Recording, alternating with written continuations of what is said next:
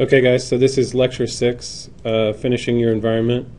And today we're going to use a whole bunch of software utilities that run under Maya as kind of helpers to basically make certain tasks that might take you a long time to do manually a lot faster. So there's 3 different kinds of plugins that run in Maya, and plugins is a bit of a misnomer because they're not all plugins. Let's just call them utilities that you can load into Maya, which help you speed things up and automate certain tasks. So the first kind that we're going to load today is a script, and the script is by the name of RockGen version 2 here. And I just downloaded this from, I don't remember which site, I think a couple different ones have it. It might have been highend3d.com. You can go, and if you just type RockGen into a Google search, if you need to find it when you're at home and you don't have access to the Kong, you can find it that way. So RockGen is a script, in other words, .mel. So .mel stands for Maya Embedded Language, and it's basically just a scripting language that pretty much all the commands within Maya run on. You can actually open a MEL file up in a text-based editor like Notepad. So I'm going to go here, and if I copy that in here, you can see that it's just basically a text file, all right? And all that text is just a bunch of commands that the software executes, all right? So this is probably the most simplistic utility that we can load into Maya. And so the way we're going to do that is we're going to first just right-click on it. So I'm going to copy that RockGen script. And then I need to put it in my Maya scripts directory. So I'm going to open another Windows Explorer. And you can get to this 2 ways. I'm kind of old-fashioned, so I like to go about it the old way. So I usually just go the long path. So I'll show you first the long path, and then I'll show you the short one. So I go to my computer, and then I'll go to C, and then I'll go to Users. And then under Users here at school, my account is under Faculty. You guys is under Student. So I'm going to go into the Faculty folder. And then under the Faculty folder, under My Documents, I'm going to enter that folder. And then under that folder, I'm looking for the Maya folder, so I'm going to double-click that. And then finally, I'm looking for the 2013 x64 folder. And inside of that, there's a folder called Scripts. And that's where I'm going to go ahead and copy this. So I'm going to copy it there. If you'll notice here, there is also, if we back out a few directories, so I'm in the 2013 x64 scripts folder. If we back out twice, there was also a scripts directory under the main Maya directory. And quite honestly, I don't know which one it's going to look at. Sometimes the software is programmed to look at one or the other, and I don't know which. But because this is where we trash our preferences in that 2013 x64, I'm going to put it in that folder because it keeps everything straight for the way we're working. Okay. So we're going to go ahead and install this script. And the downside to this is that when you're working with your here at school with your files and your scenes, every time you log out of Maya, it's going to trash your preferences. So if you want to use this script here at school, you're going to have to reinstall it every time you want to use it. So I just want to let you guys know that. One way to get around that, though, is let's say you have a preferences file that you have all your keyboard shortcut keys, you've got your tool shelf pre-programmed and all that stuff. What you can do is you can actually make a copy of that folder. So if we go into the prefs folder, and I'm just going to copy it, and then I paste it, I can make a copy and I can call this like Joel's Prefs or something, and that folder would contain all my scripts and all my tool settings and everything. And so every time I came here to school, the first thing I would do is delete the Prefs folder that's in there and copy mine in, and then just rename it. So I just take the Joel's out underscore, and then that would essentially make my prefs the new prefs, and I wouldn't have to worry about it. That's a quick way to solve that. Okay, I told you I was going to show you the shortcut path to get to documents, and Augusta's going to like this. But if you go here to the Windows Explorer and you just click on Documents under Libraries, this is just a shortcut that Windows creates to whatever the user account is, and it'll put you right into the My Documents and it basically just takes you a few directories higher than if you did it the long way. I personally don't like this because I've had experiences where these shortcuts get messed up and then it messes me up and I don't like it. So I do everything the long way. Plus, if you do everything the long way, you know where everything is, period. Okay, so we're going to go into the 2013 and the same deal. We just copy the RockGen in there. So either way, if you guys like shortcuts, use it. Go for it. Okay, now that we get the script copied to the right directory, we're going to go ahead and launch Maya. So I'm going to go to Autodesk, Maya X60 or 64-bit 2013.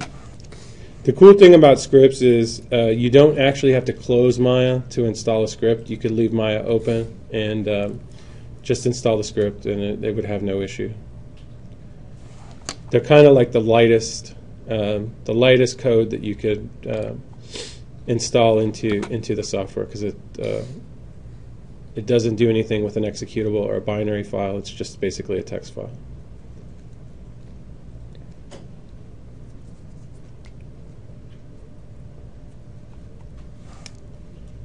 And then we'll wait for Maya to load. Maya used to load faster than this.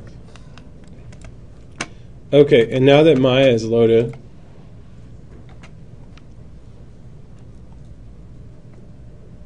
I'm just going to maximize it. And then down here in the lower right hand side of the interface, right next to this kind of black void here, is this little icon, and that is the script editor. So if I click on that, it's going to launch the script editor. And the script editor is where you go if you want to kind of install a script so that Maya will always know it's there and it'll become essentially one of Maya's commands. And the easiest way to do that is to just go to File, Source, Script. And sourcing is not exactly necessary because I believe what it does is it opens the script and then creates a copy of the script.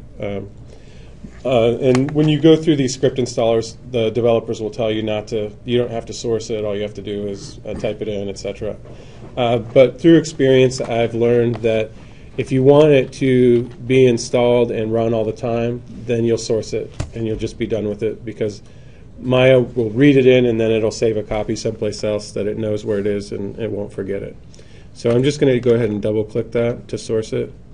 Now that the script has been sourced, all I have to do is go down here into the command line, right here where it says MEL, and there's a little blinking cursor there.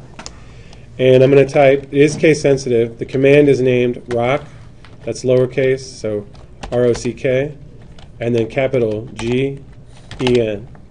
And once I type that in the command line and I hit enter, I know that it's installed because the rock generator plugin opens up. It's not a plugin, it's a Mel script. And if I click on it, generate, it's going to generate a bunch of rocks, and now I know that it worked. Cool, right? So I don't want to get into how this thing actually works yet because we're going to do that later. I just wanted to go ahead. Right now we're getting everything installed and knowing that it's working. Okay, so plus, the rock generator script is installed. So I'm going to go ahead and delete those rocks. And we want to install another helper utility, and the next one is actually a plugin. Okay, so plugins can be a little finicky. Again, technically, the developers will tell you don't have to shut the software down. All you have to do is copy the plugin into the right directory, and then go to Windows, Settings, and Preferences, Plugin Manager, and load the plugin. But experience has also shown me that it doesn't always work. So it's probably better off to just go ahead and close the software to begin with, and not have to do that later. So I always just close the software down if I'm installing a plugin. And then I'm going to go to my software directory here on the desktop. And the plugin I want to install for this one is it's under the iDeform folder. So if I go to iDeform, and I want to show you guys where you can get this in case you don't have access to the Kong drive here at school. So if you go to Google and we just type iDeform, we'll pull up a link here. Actually, it's not iDeform, is it? Nope, that's not it. I'm going to type iDeform for Maya. There it is, iSkin. So the reason it didn't come up under iDeform is because the developer who makes it has a whole host of plugins that go under the name iSkin, and iDeform is just one of them. So it's this guy here, Brave Rabbit Playground, and he's got a whole bunch of plugins, and you can download the iDeform suite right here from his website. So if I click on that, it'll say, do I want to save it, save as. I've already done this, so I don't need to do that again. I just want to show you guys where to get it in case you're at home and you want to grab it. Okay, so I've downloaded that file and I've unzipped it, and it creates this folder here, iDeform. So I'm going to double click to go inside of that folder. This folder here says Mac OS X, so unless you're running on a Mac, you don't want to go into that folder. So I'm going to go into the iDeform folder because I'm on a PC. And then under the iDeform folder, we have all these different folders. It's kind of funny, he's got OS X files in the Windows folder and the Mac folder. So I haven't used Macs in about 12 years, so I don't know if that's something that has to be there or not. Maybe that just needs to be there. So I'm going to go into this folder under iDeform, and I'm going to go into, first of all, you have to figure out what version of Maya you're running. So at home, I'm actually running 2013.5. Here at school, we're running 2013 x64. So that's the one we want to grab. So I'm going to go into that folder. And then the plugin that we want is called iDisplace. And you don't need to load those other ones. We're not going to cover those. So I'm just going to copy iDisplace. And then now I need to copy that iDisplace. Notice that it's not a .mel, it's .mll. And so .mll is basically a binary file. So I don't believe I can open that in a text editor. It would just come up as a bunch of strange characters, and that's because it's a binary file. So that's this plugin. This is actually a plugin. This is actually a piece of software that Maya loads and runs from within the software. So I'm going to copy that iDisplace file, and then I'm going to go to the C directory because that's where the software is installed.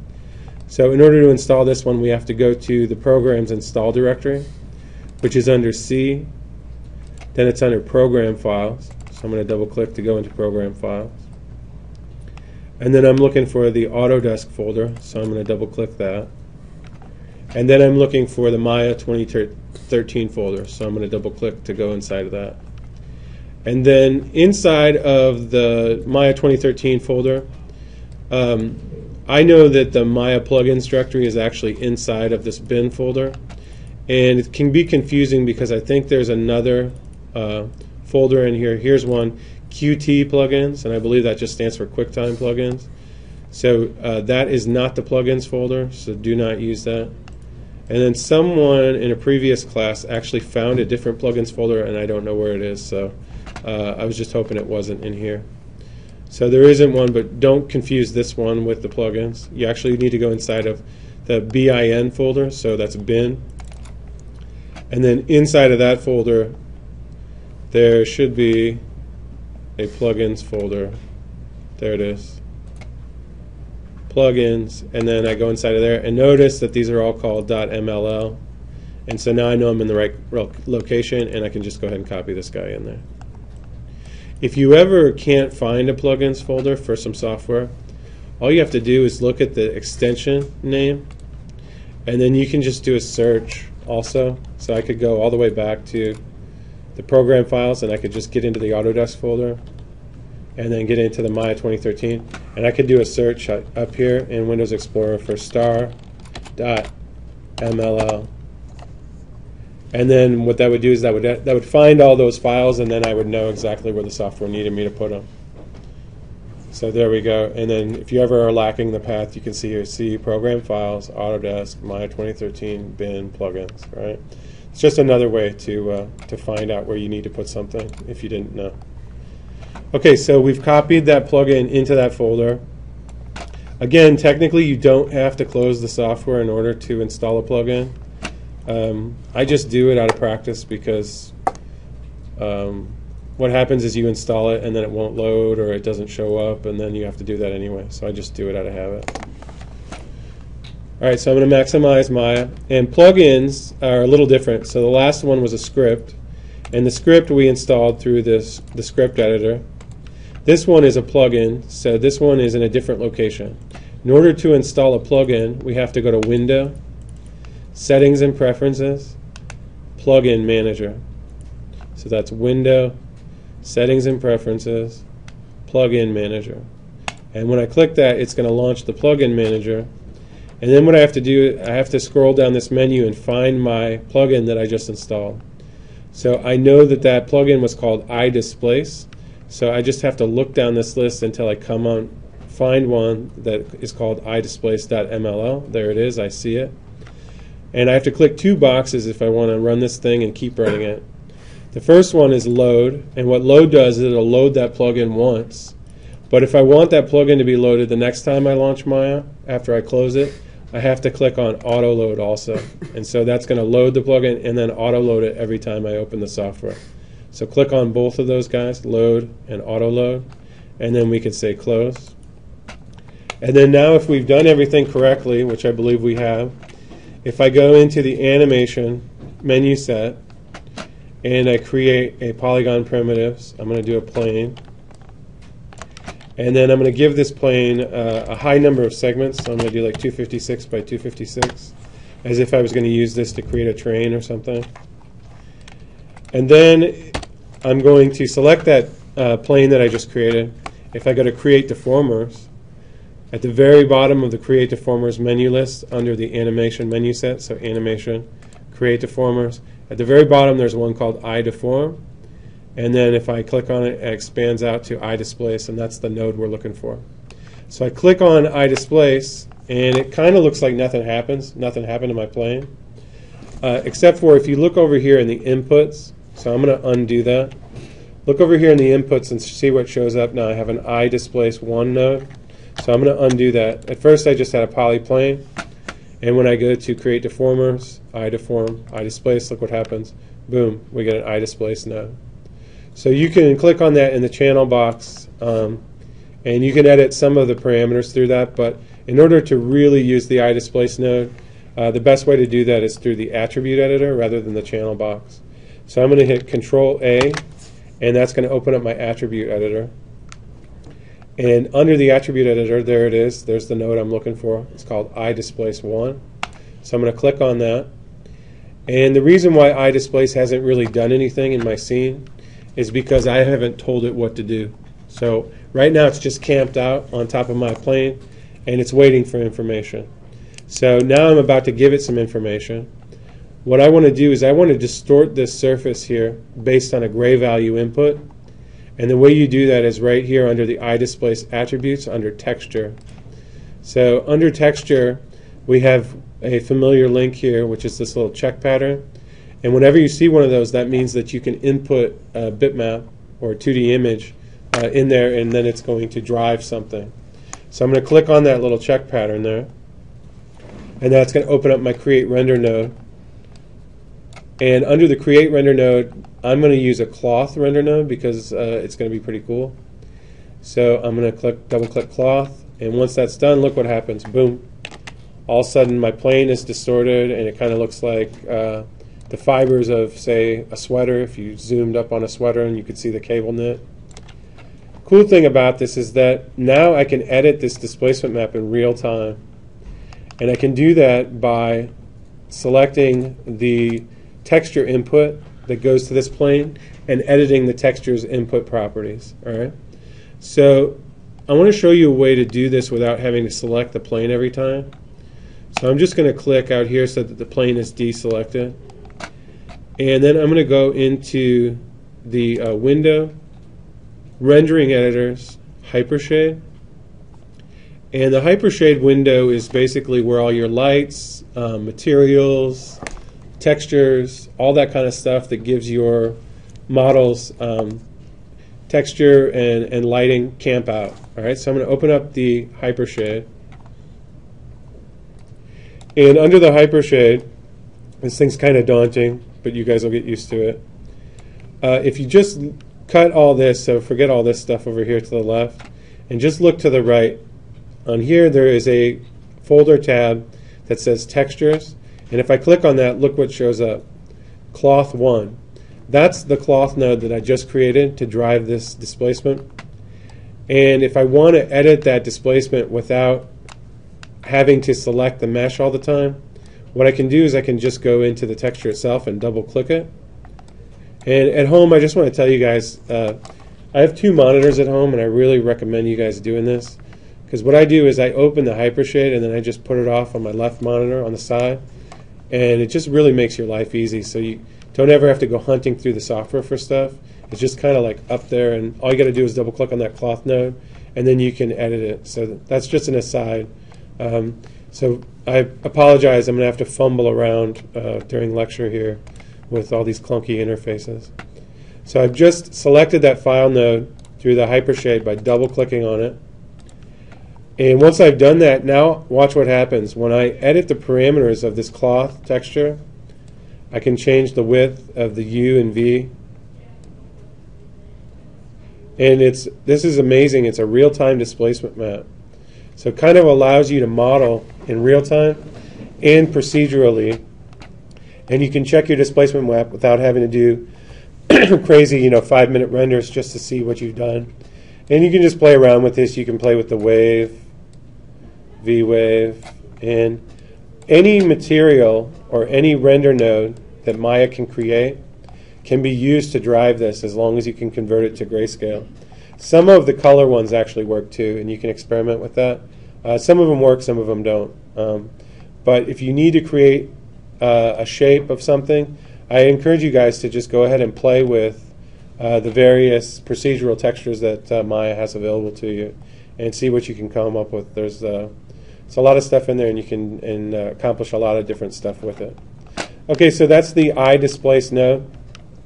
If I want to change how deep the displacement is, all I have to do is select the mesh here, and then with the attribute editor open, I go to the iDisplace node, and we can change the scale, and that's basically going to change how deep the displacement effect occurs. You can go negative, positive, and then there's some other advanced features in here. They actually have drop-off curves, and you can kind of, it's pretty powerful really, but we're not going to cover that part. We're just going to do it as just a basic displacement map with the height setting. All right, so that's that one. We just have one more piece of software to install here. So we've got, check off the list, we've got the RockGen script, we've got the iDisplace plugin, and now we're about to install the Maya bonus tools. All right, so I'm going to go ahead and close Maya because the next installer requires Maya to be closed in order to install. So I'm going to close Maya off. I don't want to save. And I'm going to go back to that software folder, and I'm going to go out. And the first thing I have to do is I have to determine what version of Maya I'm running. And I think I'm going to show that to you just in case you guys are running a different version at home. So I'm going to launch Maya one more time. And I just want to double check and make sure that the version is correct for the plugin that I'm installing. So I've launched Maya here. If you ever want to know what version of the software you're running, you just launch it and go to the Help. And then under Help, I'm going to drop down to About. So we have About Maya. And then it's going to pop up a little window here and tell me what version. And so here it is, Autodesk Maya 2013, x64, Service Pack 2. All right. So there's a new version out, and it's called 2013.5 extension. And so if you have the 2013.5 extension, you have to install a different pack. So I'm going to close this one. This one is just regular old 2013 x64. And so on the Kong, I've actually downloaded both plugins for the bonus tools. If you don't have access to the Kong to grab the bonus tools, you can get them from the Maya website. So if I just, I like Google rather than hunting myself, I'm just going to type Maya 2013 bonus tools. And if you go to, it's in the area, so Area is Autodesk site for forums and information and plugins and all this. So in the area site, here it is. It'll guide you to the Autodesk Maya Bonus Tools installer, and then you just scroll down here, find the version that you're running. In this case, we've confirmed that we're running Autodesk Maya 2013. So all I would have to do is go in here and make sure that I install the right one. This one is a extension release, so that's the one we don't want. You would want this one, Autodesk Maya 2013. All right. I've already downloaded these though, so the one we want to install is the Maya 2013 Win64 Bonus Tools, and I've already expanded the zip file here. So there it is, Maya 2013 Win64 Bonus Tools MSI. I'm going to double click that folder. In here you'll see this README is something that I created because we had some trouble here at school. When we installed it, it's probably going to happen again here. The menu does not show up in the software until we type this command into the command line. So just want to let you guys know that if you're installing this at home and the menu set does not show up, you have to type Bonus Tools menu into the command line in order to get it to load. All right.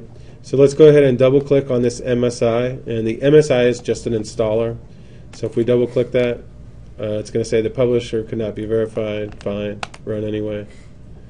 And then welcome to the Autodesk Maya 2013 Bonus Tools 64-bit installer. I'm going to say install.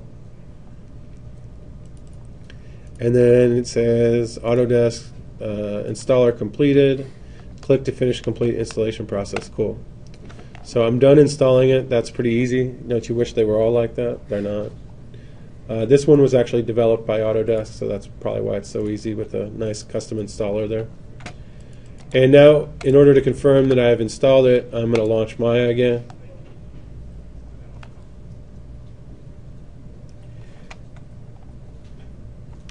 And what I'm looking for here is if the install worked correctly, up here on the text-based drop-down menus, we would have another menu item that said Bonus Tools, and we don't. In my case, we don't. All right?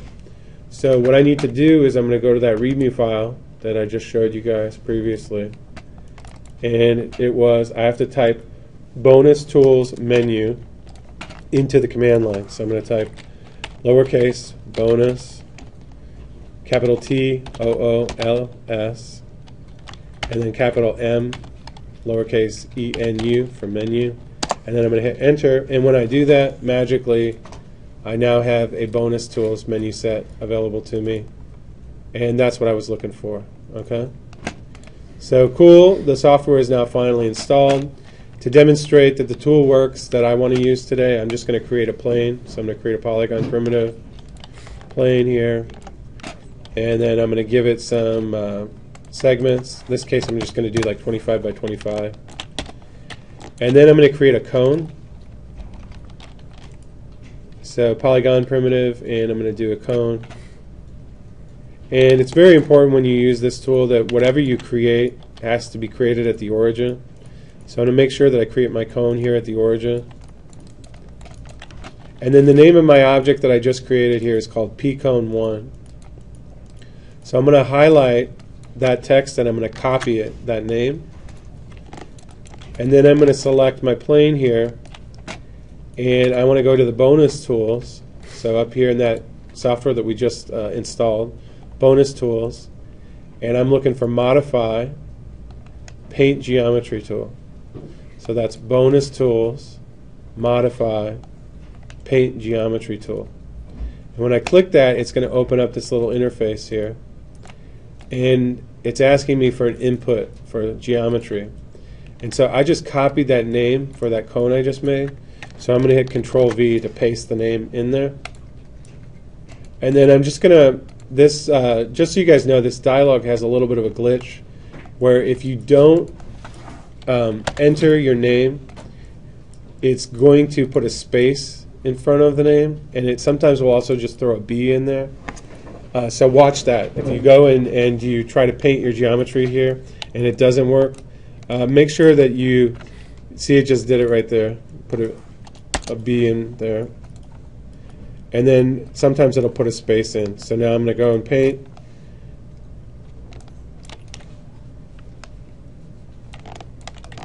And voila. And I think I just realized that the B got in there because I was holding down B to change the brush size. Someone gave me food and I couldn't eat. So be careful of that. So that's it. This utility basically allows you to take a piece of geometry and then paint it onto another piece of geometry, which is pretty wicked.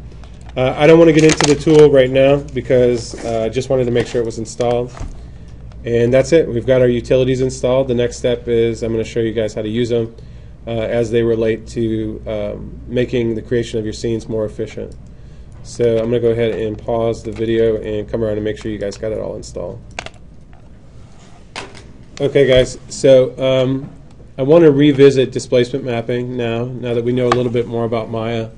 And I want to show you a kind of a way to expedite the procedure so that you're not constantly waiting on renders to preview your results.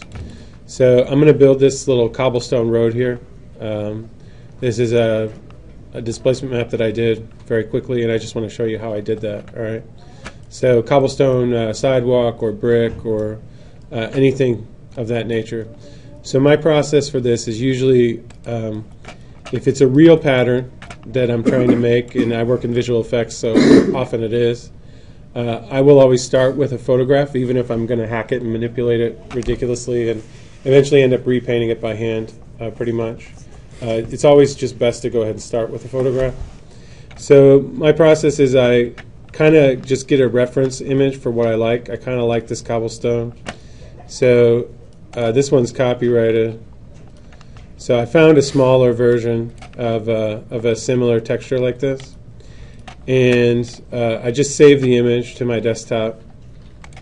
And then I'm going to come into Photoshop. And helps if I launch Photoshop. And I want to show you the procedure for making a tileable texture. And so tileable means is that you create a small square section. It doesn't have to be square, but most often it's square. And then you make it so that you can repeat that pattern pretty much to infinity and not be able to tell that it's repeated, right? So first thing I did was I found a cobblestone that I liked. Now I'm going to go ahead and open that texture up in Photoshop. So here it is, cobblestone texture. And what I'm trying to do here is I'm trying to make this thing so that it repeats. So there's a feature inside of Photoshop that allows you or helps you do this really fast. And it's a filter. So I'm going to go to Photoshop, under Filters, under Other. There's a filter called Offset. And what it allows you to do is it allows you to kind of tile this texture map inward on itself to the middle. And then what that means is that those exterior borders will repeat. And if all I have to do is get the interior borders to repeat, and then this thing will actually tile in infinity. All right. So currently this is probably not a good tile because look what happens to the interior shape when I repeat it. We have this kind of section here where these bricks are basically lining up with each other perfectly, and that's not how cobblestone is laid. Unless you wanted that to be a feature, like a decorative feature of your pattern, then you'd be home free. But in this case, I do not. I want this to be a random cobblestone. So I'm going to cancel this and realize that I'm going to have to do some editing to this guy. So what I want to do here is I'm going to go to the marquee, rectangular marquee tool, and I'm going to constrain the ratio to a fixed ratio. And the ratio I want is 1 to 1, which is basically just square. So I'm going to draw my square marquee here. And knowing a little bit about how brick patterns work, I know that if I cut this brick in half on this side, and then also cut this brick in half on this side, that there's a pretty good chance that when they repeat, they're going to line up somewhat. And they're not going to line up completely, but they're going to line up a little bit better than that last one that I did. So I'm bisecting the bricks on the left side, and I'm going to bisect the bricks on the right side as well. And then what I'm going to do is I'm just going to crop this image down. And I also did this border up here at the top so that my line intersects one of these mortises here, so where the brick joins up. And I did that on purpose as well. All right, so now I'm going to go to Image, Crop, and I'm just going to crop my image down. I'm going to hit Control D to deselect everything. And then now what I want to do is I want to check my image size. So I'm going to go to Image, Size, and my image is 386 by 386. So I'm going to change the size a little bit to 400 by 400. And the reason I'm doing that is just so I have an even number. So now my image is 400 by 400. And it's also okay that I size this up a little bit. I know that it blurs the pixels a little bit when you do that. But it's okay because by the time I'm done with this, I'm pretty much going to have hand painted it almost entirely. So it's cool. All right, so I'm going to select this dude, and it's 400 by 400. So I'm going to go to Filters, Other again, Offset. And then this time I'm going to offset it precisely to half of what my image is. So 200 by 200. And then what I know now is that mathematically that thing is tiled directly down the center, and I'm going to say OK. And kind of look what happens here. It's really close, right? Not bad. They're almost lining up. I've never actually had one turn out that good right off the bat. So cool, beginner's luck. Or not beginner's luck, but. Okay, so now all I have to do if I want this image to tile is I have to fix these transitions in the center, and then we know that on the edges it's going to repeat without any trouble.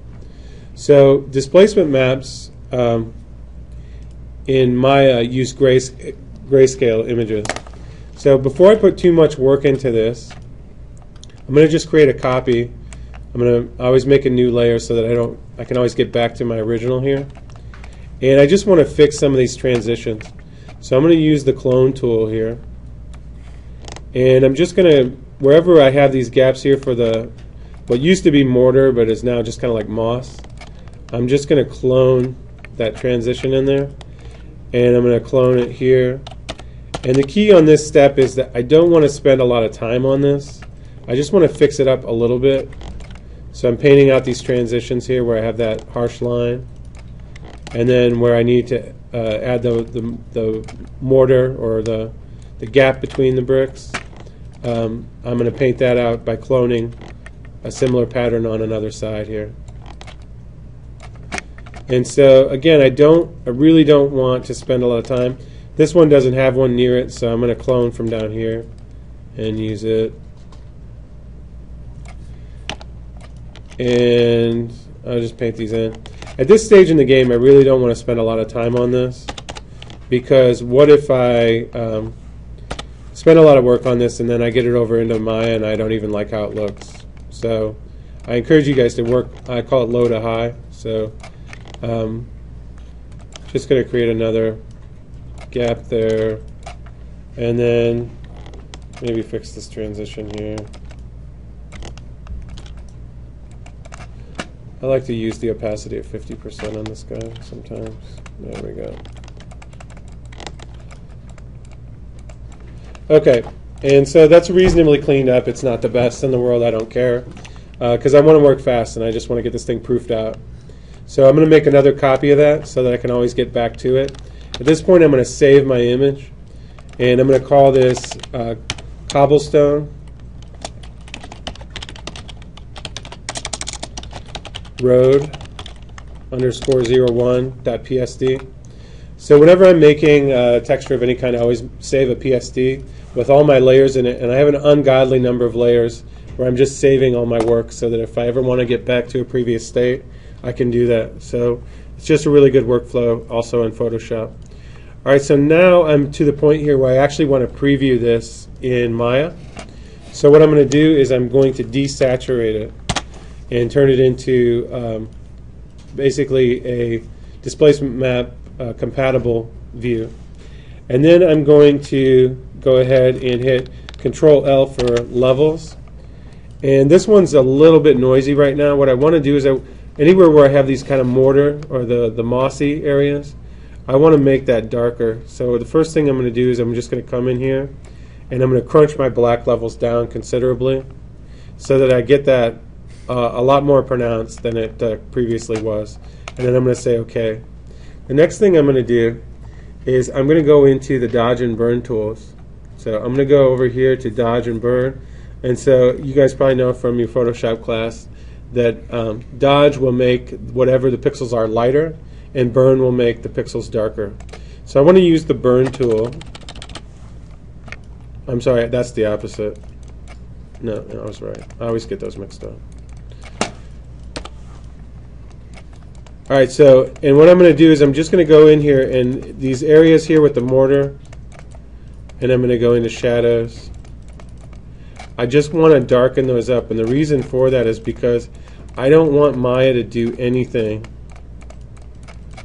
pretty much wherever there is a gap between these bricks. I want that to be undistorted. And then I just want the bricks to shoot up on the map, and so they look like they're laid in there.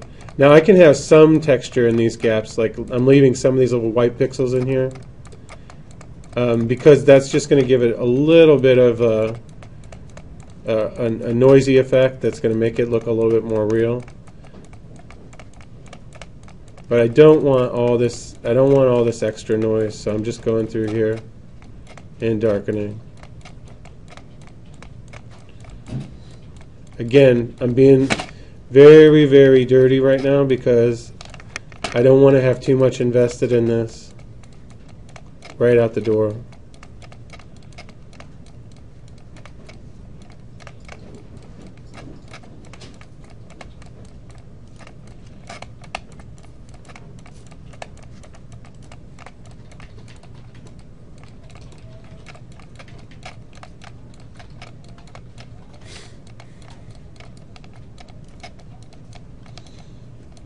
Okay, and then some of these bricks in here are kind of lighter than the others as well.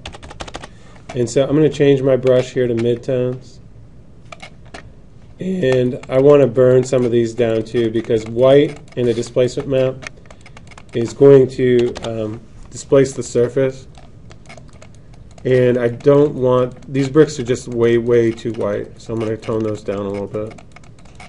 It's okay to have some of them different values than the others, because that's going to give it, again, that kind of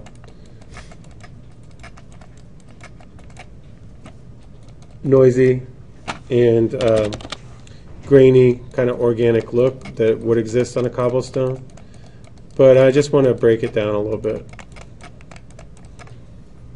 Okay, and I'm going to burn these guys a little bit.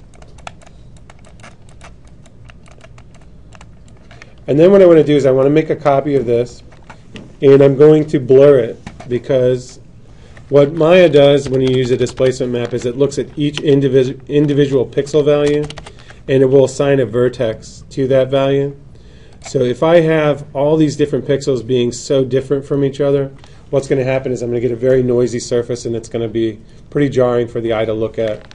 So you want to think of a displacement map as something that shouldn't quite look like a photograph. It should be like a blurry version of a photograph, and that's going to get you the distorted surface that you're looking for.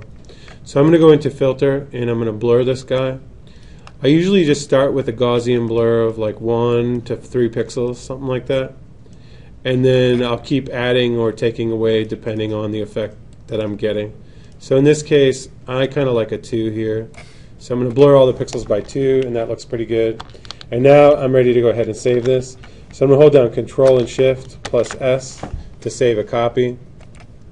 And I'm going to save it as a TIFF file. So Cobblestone Road 1 TIFF is a good name, that's fine. I'm going to discard the layers because sometimes, I don't think Maya has trouble with it anymore, but it used to have issues with your TIFFs if they had layers, so I always just discard that. I'm going to say OK. And then I'm going to come into Maya here. And the previous method that I showed you guys for creating displacement maps was that we would just go ahead and create a polygon primitive here, and I'll do a plane. And then I would subdivide this plane a little bit, maybe like 25 by 25 or something. And then I would go ahead and right click on it, and I'd say assign new material. And I would, if it's going to be a displacement, I like to use a blend because blend's going to have a specular highlight. So if you use a blend, it's going to give you a better preview for what your displacement map is doing. You'll be able to see more of that surface texture and surface relief. So I'm going to do a blend. And then I'm going to go ahead and go into the blend settings here. And remember, the displacement map is not assigned on the shader itself. It's assigned to the shader group. So I'm going to click the downstream connections here and go to the blend shader group. And right there under displacement material, I want to click on the create render node. And I'm going to go and select file. And then I'm going to navigate to that material that I just made, or that texture, which I saved to the desktop in a folder called scenes. And I believe I called it Cobblestone Road 1. And I'm going to go ahead and say open. And now what we would have to do with the old method I would have to go in here and first link this up. So I'm going to go to the window, rendering editors, mental ray, approximation editor. So the first thing I have to do is link up my displacement map with mental ray. So I'm going to do that. So I'm going to say create, and that's going to create a mental ray approximation node. And then I would have to go into my render settings and first make sure that it's set up for mental ray. So currently it's under the default, which is Maya software. I'd have to change this to mental ray. And then I'd have to change my quality setting to something higher. I usually like to go with production. My computer's pretty fast at home though, so that might be not a good one here at school. We'll see.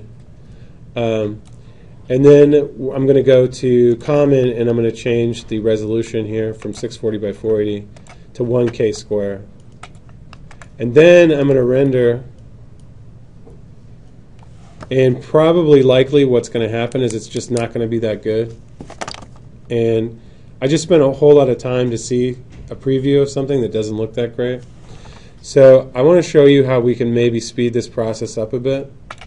And we're going to do that by using that plugin that we installed, which is the displace node. So I'm going to create another polygon primitive here.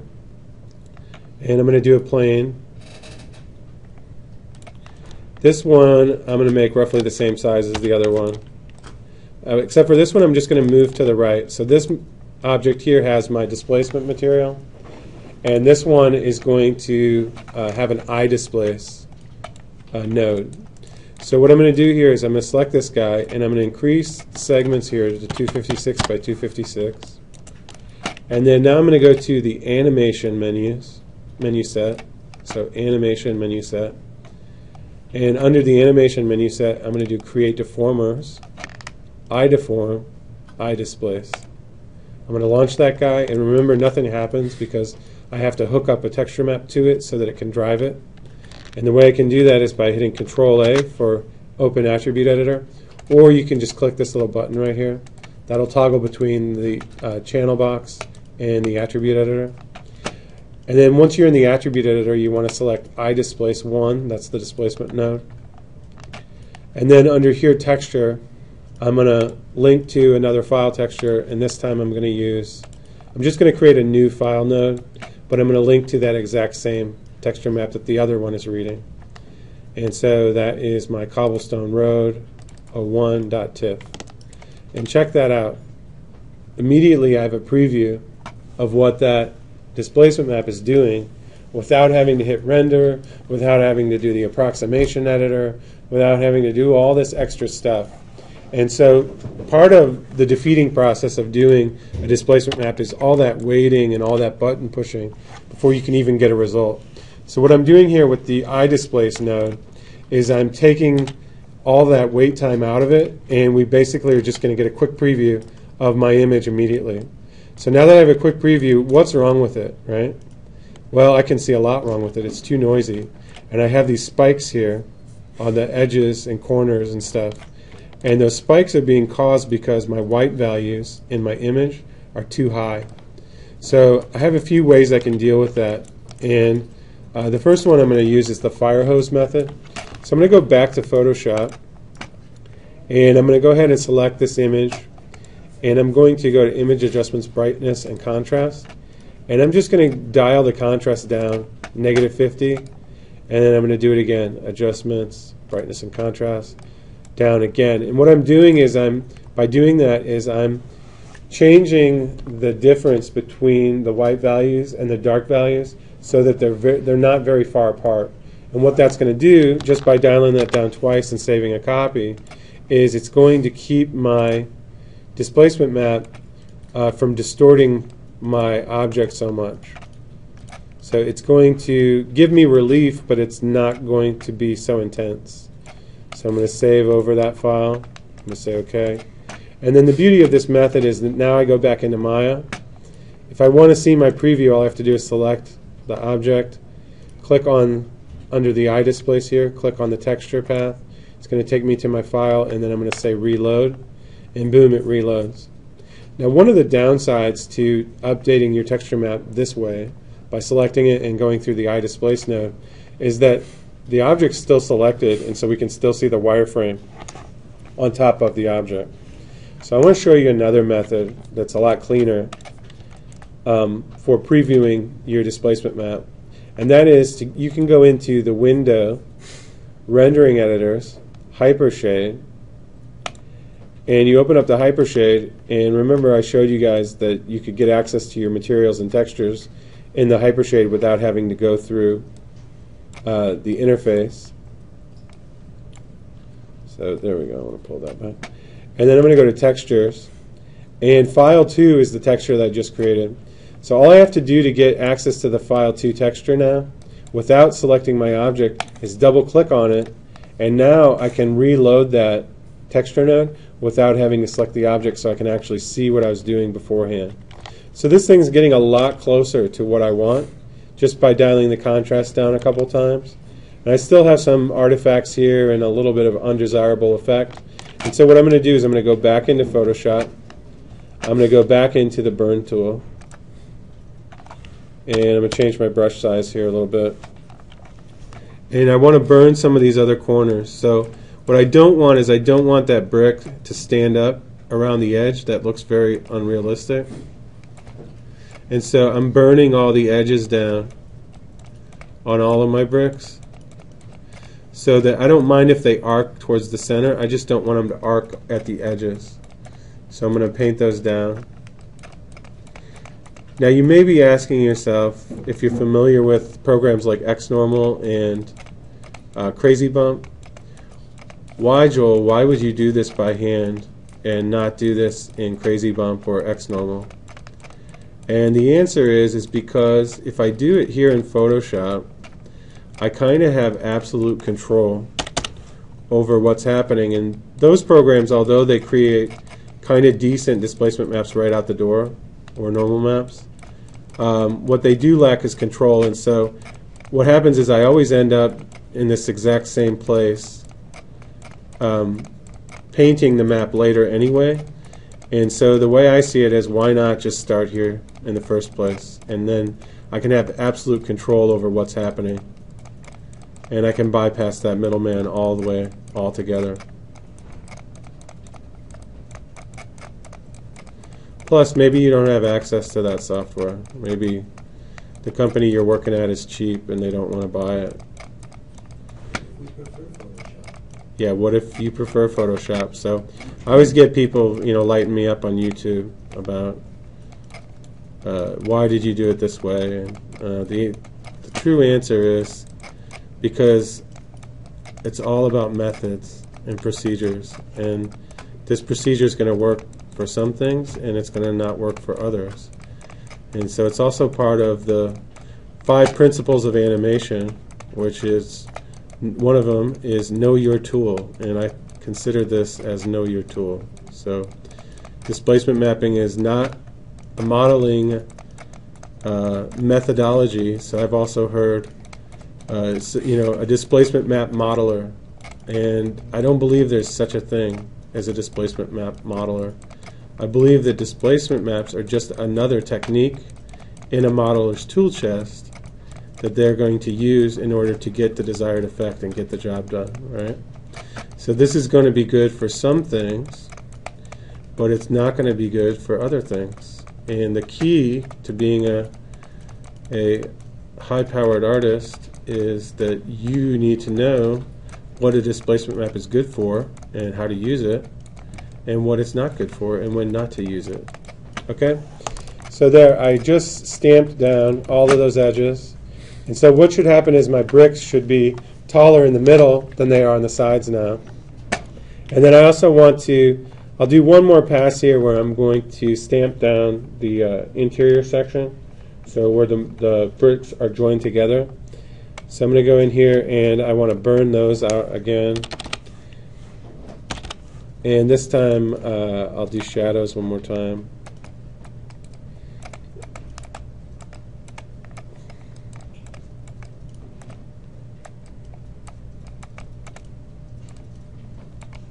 And again, I'm being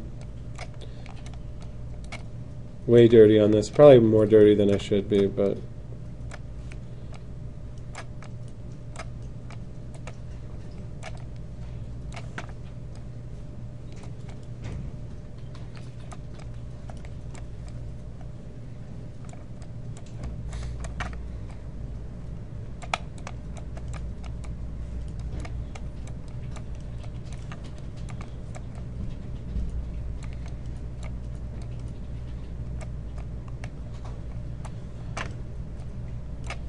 okay, cool. And now I'm going to go ahead and save this again. And I'm just going to overwrite the other one.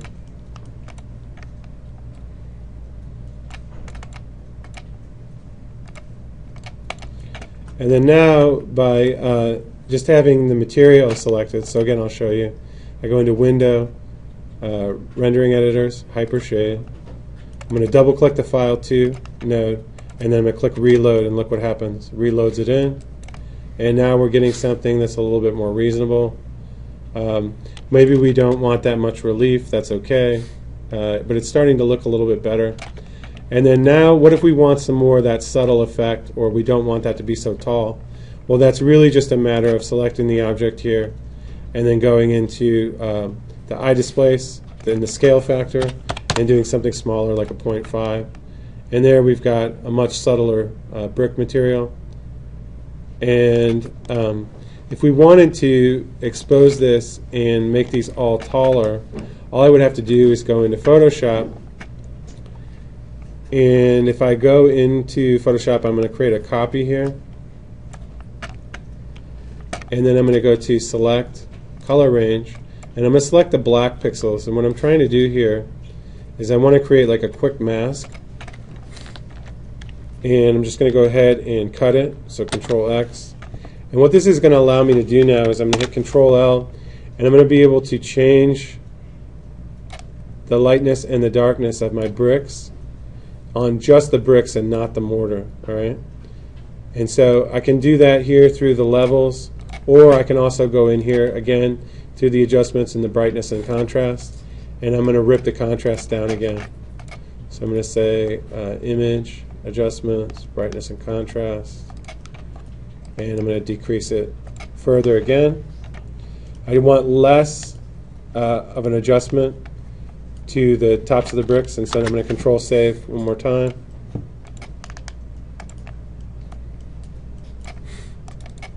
Cobblestone Road, overwrite it, go to Maya, go to Window, Rendering Editors, Hypershade. At home, again, I have two monitors, so I usually just leave this Hypershade open to the left. All I have to do is click that file and click Reload. And see how that just tightened up the mortar a little bit, what I just did? And now the bricks are a little bit more exposed. And that's cool. And now what I may want to do, let's say, oh, you know what, Joel, I like that, but you know, you've kind of lost some of your high frequency brick texture. So the tops of the bricks that had the high frequency is kind of gone now. And I say, well, that's cool, because I saved a copy back here.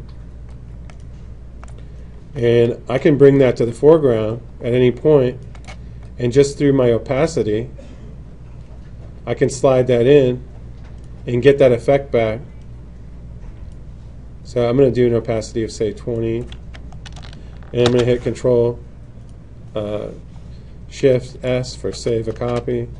And then I'm going to save another copy here, Cobblestone Road. I'm going to say OK. And what I'm doing here with this pass is I'm basically just bringing back some more of that high frequency detail. Now with that I got some noise as well, and I would go in and filter this out, but for the purposes of this demo I'm just going to let it fly. And there we go, we get some of the more high frequency detail back into the brick. And you know what, for my money I'm going to call that okay. Now what we need to do is we need to see if this thing will tile correctly. And so what I'm going to do is I'm going to go into the file texture again, and right to the right of the file node we have the place 2D texture node, and that is basically how we tell the software how many times this pattern is going to repeat. And this is where we get to test to see how well it repeats also. So I'm going to repeat U and V, and I'm just going to do 2 by 2. And we want to see how do we do. Well, it did pretty well because I can't see a noticeable repeat in there at all. So I'm going to go ahead and up that to 4 by 4. And even still, it's not too bad. It's looking pretty good. So I think I did okay. If we zoom out, you can start to see a repeat. But those kind of effects diminish as you get down to eye level or wherever your camera is going to be. So you may have to fix some of those artifacts there. And the contributing factor to that is we have this little area here where it repeats. All you got to do is look at your texture map and you say, I probably have a lightness or a darkness. In this case, I think it's these bricks here are just a little too light up here in the corner. And so what that's doing is that when we go over to our repeating pattern, that lightness manifests itself in those bricks just being a little bit higher than the rest. So if you wanted to fix that, you could just use the dodge and burn tools to take it down a little. All right. So that looks pretty good, right? Now what I want to do is I'm kind of done with my eye displace material because I've gotten everything proofed and I know what it needs to look like. And now what I can do is I can hide that eye displace patch. And I'm going to go under display layers and I'm going to make one and hide it. And now what I can do is I know that I've kind of proofed it out and I know approximately how many repeats I need for the scale of my scene.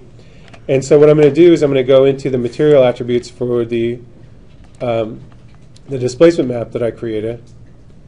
And I'm going to go down the chain here to the displacement shader group because I want access to that displacement map file 1.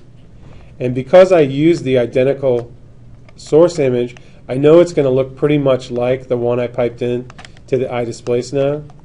And now all I have to do is get the tiles right. So I think I did a 4 by 4, if I remember correctly. And then I want to go into my, I want to edit my approximation editor settings so that I'm getting the best render possible. So first I'll just render one just to take a look and see how we did. And see here, we definitely have too much relief on this object. So what I need to do is I need to go into the file settings and under the color balance, I have to change my alpha gain to something much lower, like a 0.2, and then I'll render this again. And that's going to bring the relief down for that material. And maybe that's a little bit too little. Maybe like a 0.5.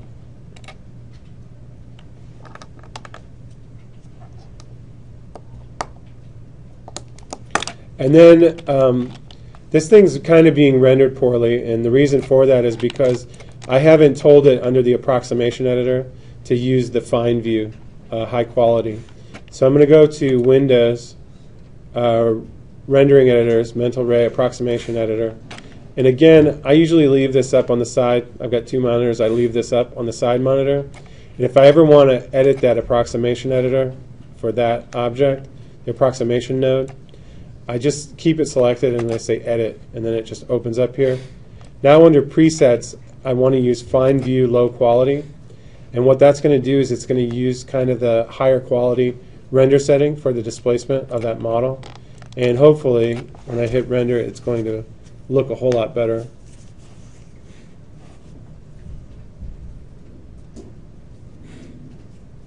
Much better.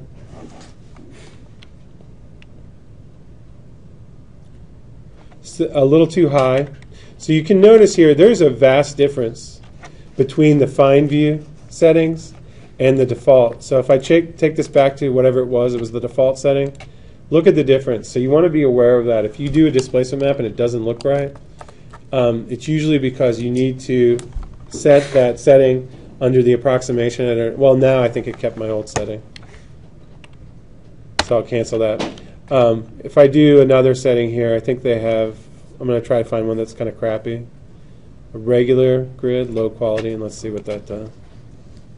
So just know that what I do, that's it. Regular view, low quality. That looks like crap. And I wouldn't, you might get frustrated, right? You'd be like, what the hell is he showing me? But I'm here to tell you that you need to use, the way I do it is I use find view, low quality first.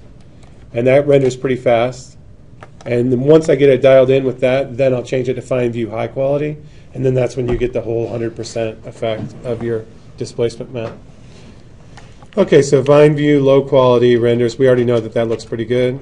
So I just have one more tweak. My bricks are a little bit too tall. So I'm going to go into my material settings. So again, I would have this open on another monitor. I can't do that here, so I have to keep fumbling. My alpha gain should probably be something like a 0.25. And then under the approximation editor, which is down here somewhere, there it is. I have to grab my mental ray displacement approximation, click edit, and now I'm probably ready at this point to go find view high quality, and I can go ahead and render that out.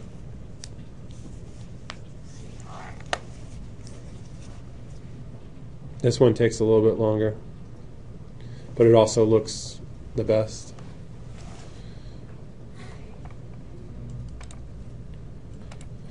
Okay, so there we go. This is the find view high quality setting. It took quite a bit to render. It took a while, so I paused. You really don't want to do this until the very, very end, until you're doing your final renders.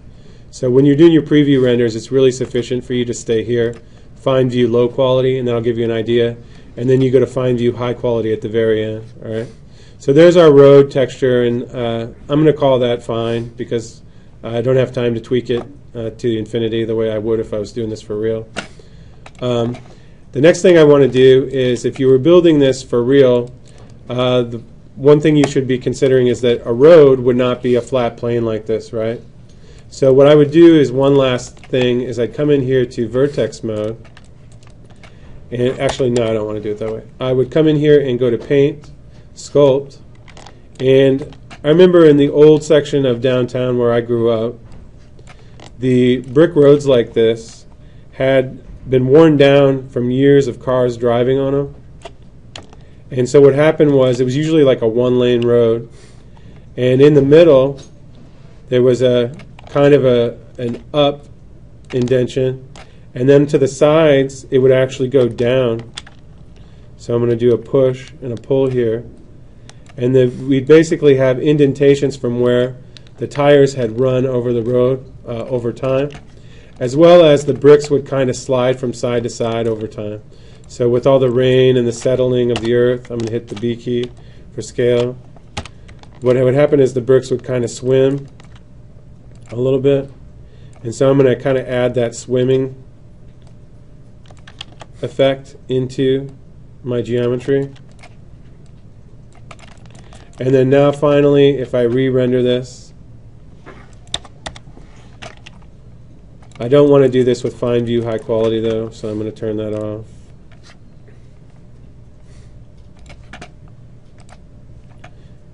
Once again, if you guys don't have two monitors, get two monitors, man. This is bogus. All this shuffling between windows. Once you have it, you'll know. You will not be able to go back. All right, so I'm going to go to edit here. In fact, I'm going to talk to the school and make a case for how all the labs should be two monitor, or maybe just the instructor machine. Just kidding, not really. Okay, so I'm going to go ahead and select this guy, and I want to change the presets to find view low quality, and because that one's going to render the fastest, and it still looks pretty good.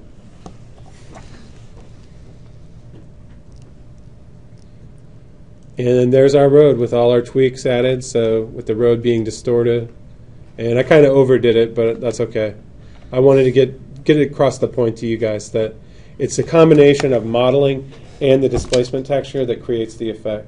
So if you had kind of a dilapidated castle or something, you'd make a little bit of extra resolution on the walls, so you could have the walls bowing a little bit, or whatever effect it is you want to do. After you've mapped it, you can get a little bit of extra effect just by pulling points and doing it a little bit extra modeling. All right, so cool technique. Can be used for almost an infinite number of applications, but it does not replace modeling. It does not. It's just another bag of tricks. It allows you to do things like this that are high detail, highly repetitive. All right. So that is the displacement mapping.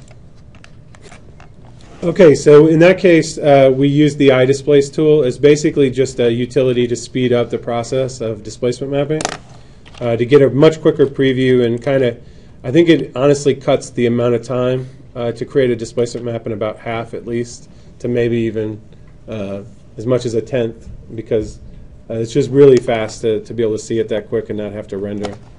So the next application for the tool is I'm going to do a new scene here. And I'm going to create a polygon primitive again.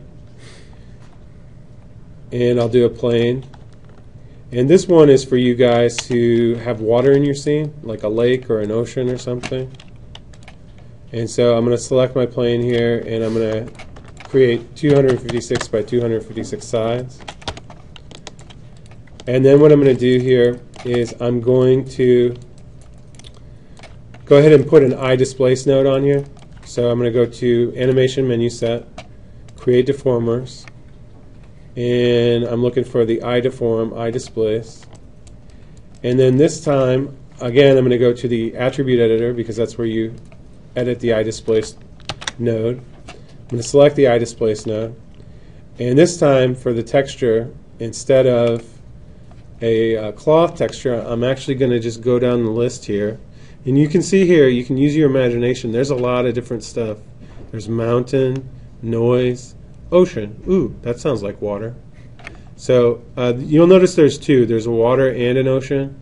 You can use either one. I kind of like the ocean, so that's the one I'm going to use here today. So I'm going to click on ocean. You can see here that immediately my plane kind of got some ambient texture to it.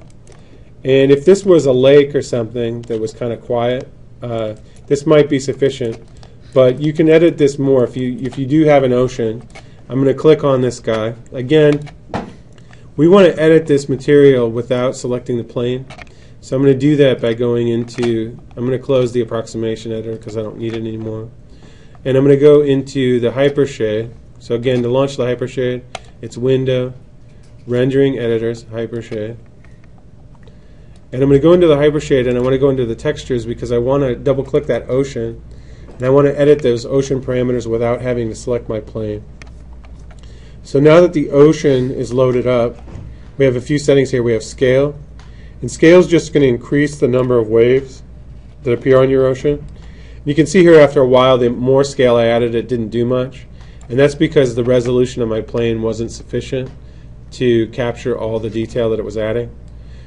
And so you just want to play with these until you get the texture that you like. So I don't know what your scene is, but scale will basically just add more waves to the scene. Time will actually animate it, which is kind of cool. You might want to play with that. If you key the time and roll the playback, I may as well do it.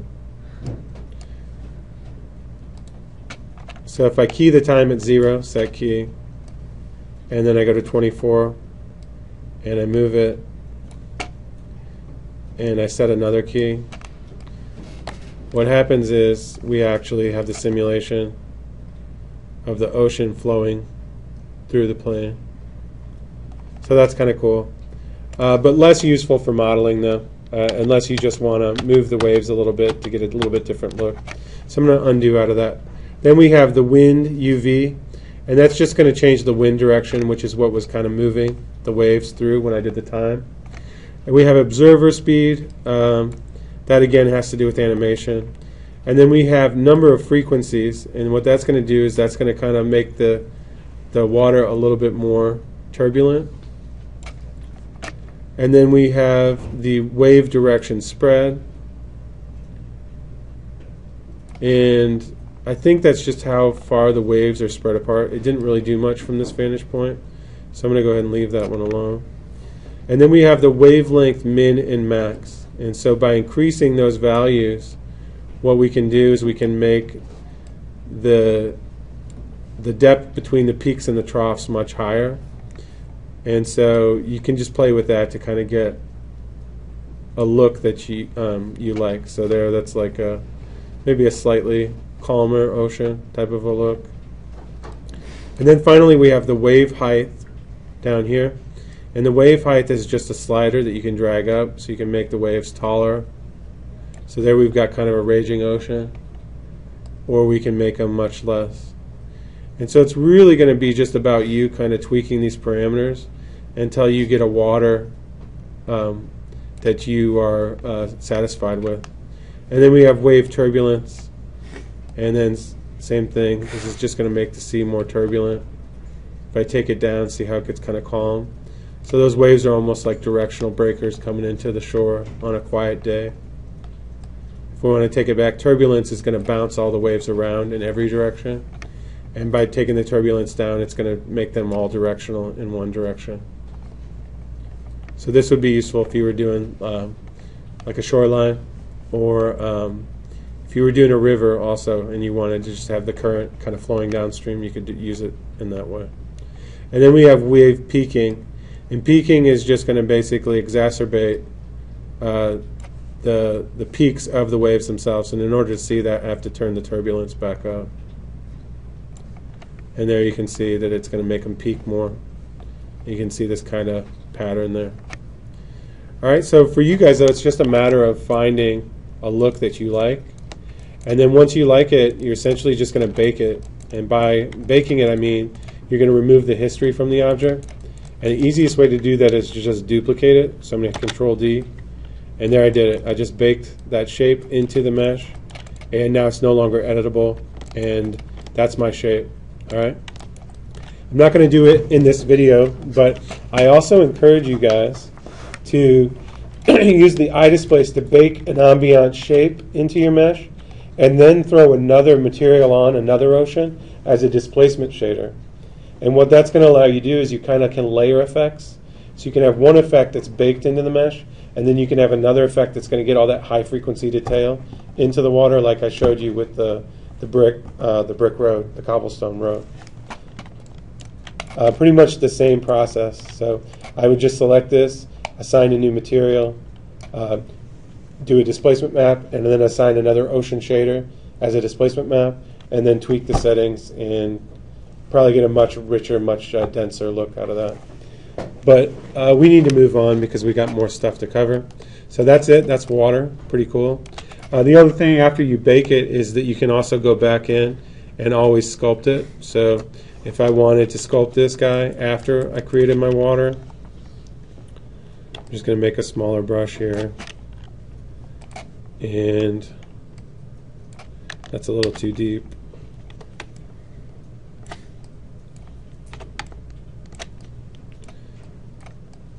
So if I wanted to paint some other breakers here and smooth them out.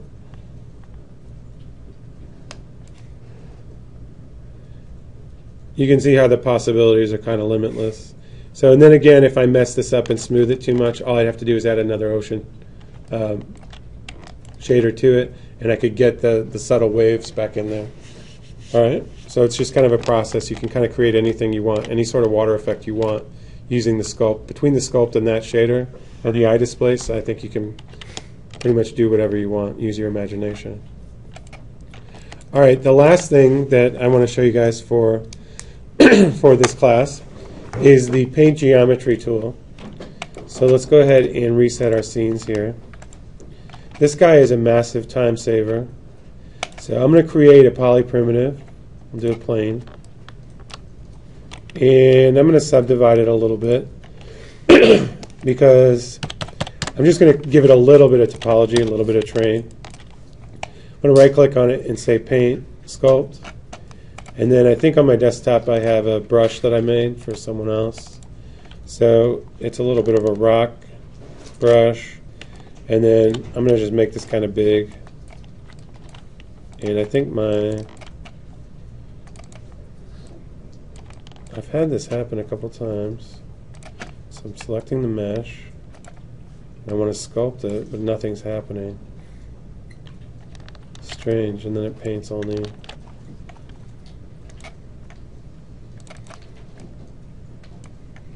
That's weird. I'm going to close Maya and reopen it.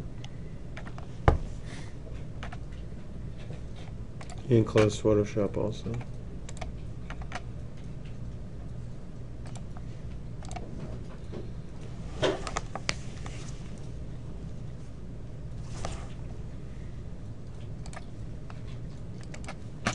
Okay, part 2 is that tool wasn't working and it should have been, so I just started the software over again. So I'm going to go to Create, Polygon Primitives, Plane, create a plane here.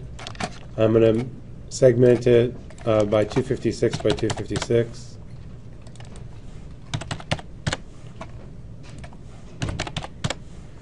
And then I'm going to right click on it and say Paint, Sculpt. And then I want to load, I'm going to reset the tool real fast. And then I want to load a custom image. And so I already made a mountain brush previously, so I'm just going to use that. Just to give this thing a little bit of a topology. And cool, my restarting worked because now it's working. Okay.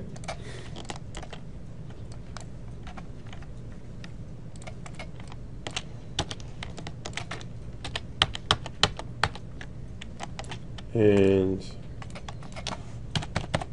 one more time.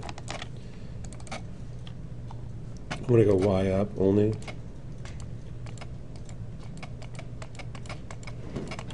Okay, that's good. So I got a little bit of a relief area here. And let's say I wanted to just create a bunch of rocks to strew around here in this scene. So this is where our little rock gen script comes in. And what it does is it kind of automatically builds rocks for you. So you can kind of turn creating rocks into a process of, just like if you went out into your backyard or on a beach or something and picked up a bunch of cool stones. You would do the same thing with this guy. At least that's how I recommend using it. So by default, the rock generator creates 5 rocks at a time. What I like to do is take that down to 1.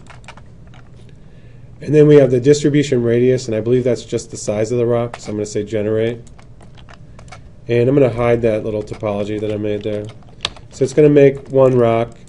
And then I just want to play with the settings. We've got the height ratio, so I'm going to go to 4, generate. And what that's going to do is it's going to create a taller boulder. I might make a taller one and then change the distribution radius. I think if you do the distribution radius lower, it's going to generate the rock closer to the origin. Yeah, I was right. And so I'm just going to create a bunch of rocks, and then I'm going to change the height ratio here. And you can change the global rock scale if you wanted to make one bigger. And really what I recommend is just creating a bunch of stones. If you do the height ratio much lower, and if you do a shear, it's going to generate kind of like a desert sheared rock. So here we can do like a little bit of a desert motif where all of a sudden these rocks are stacked on top of each other and nobody claims to know how they got there. Right? A lot of guys got together when they were drunk. And pretty much, that's exactly what happened. But before they pushed the rocks, they made sure to dig over. Yeah, but none, it's aliens. So Oh, drunken frat boys on the dare. it's aliens. It was Aristotle and his friends. Global rock scale. So, and then you can do min and max. And what this is going to do is there's a jitter value, so it's going to change the variation between the rocks that it creates. And so I invite you to just basically whatever rock you're looking for, you can kind of get the shape with this tool. And then it's really just going to be about you placing them in your scene. So I'll just go ahead and scale this guy up.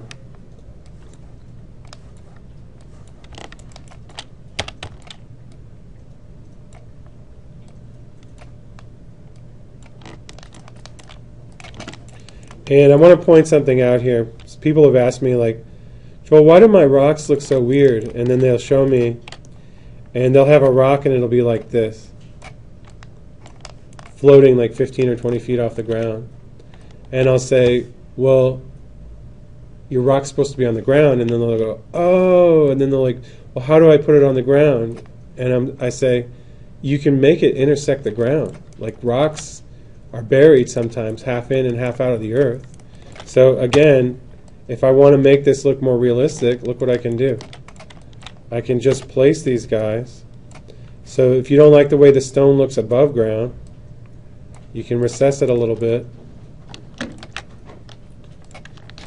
And the key is, and again, I always consult a reference, so even if you're doing a stylized environment, it never hurts to just seeing like what a desert scene looks like. And you might just find a photo you like where you like a rock formation. And I'm going to pull those down.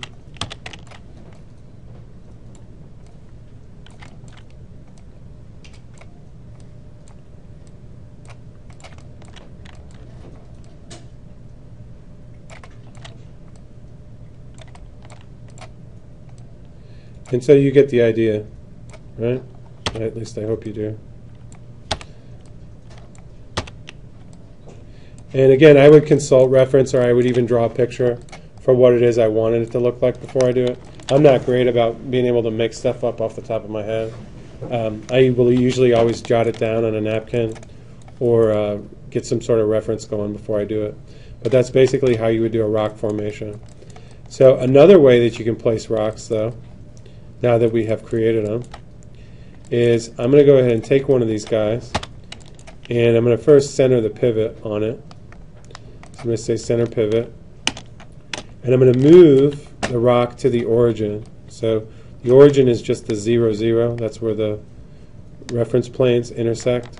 All right, and then I'm going to go ahead and say modify freeze transformations, and what that's going to do is it's going to freeze my translate x, y, and z, which currently have values like 4, -3, 8, etc.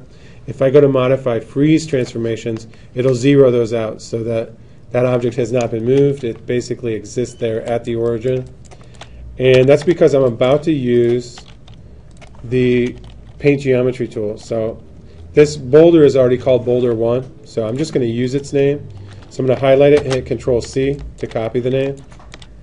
And then I'm going to select my terrain here, and I'm going to use the paint geometry tool to paint a bunch more of these boulders throughout my scene. So I'm going to go into the polygons menu set, and lo and behold, my bonus tools has disappeared. So I don't remember what that script was. So I'm going to. Just type it in at the bottom. Yeah, I know, but do you remember what it was? Bonus underscore or lowercase bonus capital Tools menu. That was it. Annoying. All right, so if that ever happens to you, that's all you got to do is type bonus tools menu and get it back. Do you know why it disappears on that? No, it didn't used to. So this is 2013 now. In the 2012 version, this was non-existent. This was it had its own bugs, but this wasn't one of them.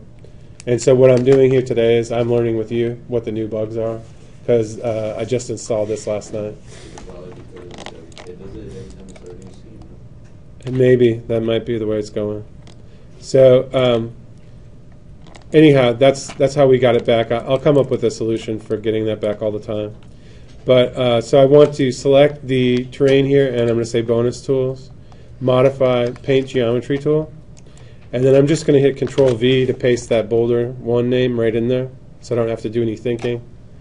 And then now, if I go ahead and start painting on my geometry, it may be working. I cannot tell just yet. Nope, right there. No, I think this is a bug because this did not exist in previous versions, and I don't know what's going on. So I have because my object is at the origin and it's got the right name, and then I select my plane. So what I'm going to do here to just test this is it may be the actual piece of geometry here that I have, And I think I have an idea now what could be, is I've scaled this thing up and I've translated it. So I'm going to try to freeze. I'm going to say modify freeze transformations. And then I'm going to try this one more time and see if I can identify. At a certain point I will quit troubleshooting this with you and just, but I'm trying to, if I can resolve it in front of people, that's cool, because then you know how to. So I'm still getting that error, and so I don't know what it is, but I can tell you that with the 2012 version of this tool, it did not do this. So a sanity check that I'm going to do here to find out what is the culprit is I'm just going to create a new plane here. So polygon plane, and I'm going to hide this other one again, and I'm going to give this one like a 50 by 50 here. And then I'm going to go into bonus tools and I'm going to say modify paint geometry tool. And still, okay, so it still doesn't want to do it. So that to me means that it's my boulder that it's having trouble with. Okay, so now what I'm going to do is what I'm always trying to do when you're troubleshooting something is you want to find out what the culprit is. Is it the terrain model or is it the boulder model? In this case, it looks like it's the terrain model. So I'm going to, I'm sorry, the boulder model. So I'm going to create another polygon primitive, and this time I'm going to do a cube. And I'm just going to copy its name again, pcube1. And now I'm going to select my plane that I was originally trying to paint the geometry onto. So I'm going to go to bonus tools, modify paint geometry tool. And I'm going to paste in that pcube1 name. And there we go, now it works. So it doesn't like something about that rock geometry, and I think it's a new quote-unquote feature of this 2013 plugin, and so I unfortunately have not figured out yet why it suddenly doesn't like a certain piece of geometry, and I'm going to have to get back to you on that one. So what I'm going to do here is I'm just going to use the spheres. I'll make like a sphere and flatten it. So I'm going to say create polygon primitives sphere. And I'm just going to go ahead and flatten it out so it's going to be like a super cheap rock. And I'm going to turn off the snapping here for a sec. And I'm going to delete this other rock. So there's my pebble. And I'm going to just copy the name, polysphere1, Control C. And then I'm going to go to select my plane, and I'm going to go to bonus tools, modify paint geometry tool, and type in that new name. So Control V to paste it in there. And then I'm going to start painting. And there it goes again. I think the tool is buggy, the new version.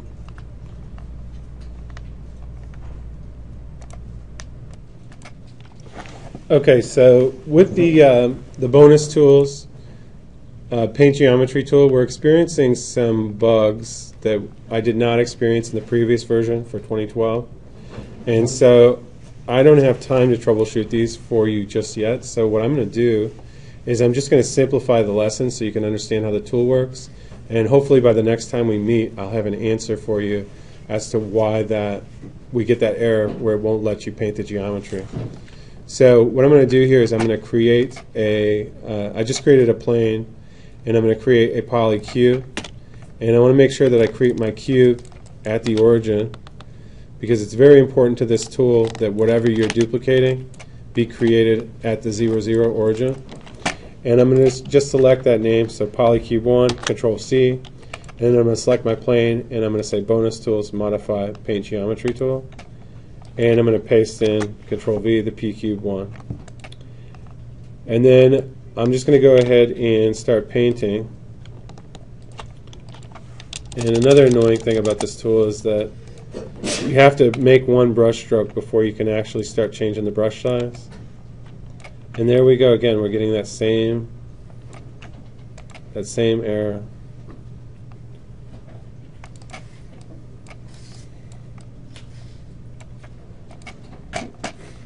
Alright.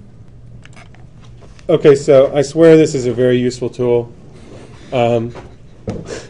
Between the 2012 version and the 2013 version of the plugin, there appears to be some buggy little friends of ours that have reared their heads. I'm going to work on figuring out what these issues are and getting them solved. I'm just not going to do it right now. So I want to explain to you how this tool works, though. You start with a grid of any kind. The key is that both the objects have to be polygons. And then you have your instance object that you're going to duplicate at the origin. And then you type the name into the geometry input under the paint geometry settings. And what it allows you to do is paint the geometry onto whatever it is you're painting onto. And so this would be kind of useful if you were going to do like a dense cityscape. That already is kind of working. If you had a bunch of buildings and you wanted to lay them out on a grid, like kind of a downtown Manhattan look or something, you could use this to get you started really fast. There's a few settings here we have under operation create/modify. And what that means is it's going to create or modify existing. So see how when I paint over existing, they're kind of changing a little bit. And then we have just modify, and that means that you can paint over existing and just modify what you've done. And then we have remove, which acts like kind of an eraser. And I can go and erase portions of what I painted. I will warn you that the eraser eventually breaks and will no longer work. So be careful to rely on that completely. I usually camp out and create, modify, and it allows you to paint pretty much whatever you want. Now watch what happens here. Under create, modify, we have grid and we have jitter grid. Look at what happens when I turn off grid. It starts painting, and if I zoom in here, we can see that what it's doing is it's just painting a box pretty much wherever my stroke goes down, all right?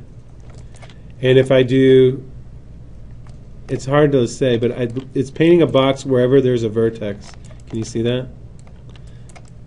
So wherever there's a vertex, my grid is very dense here, so it's kind of hard to see. It's putting a box wherever there's a vertex, all right? And that happens when you turn the grid off.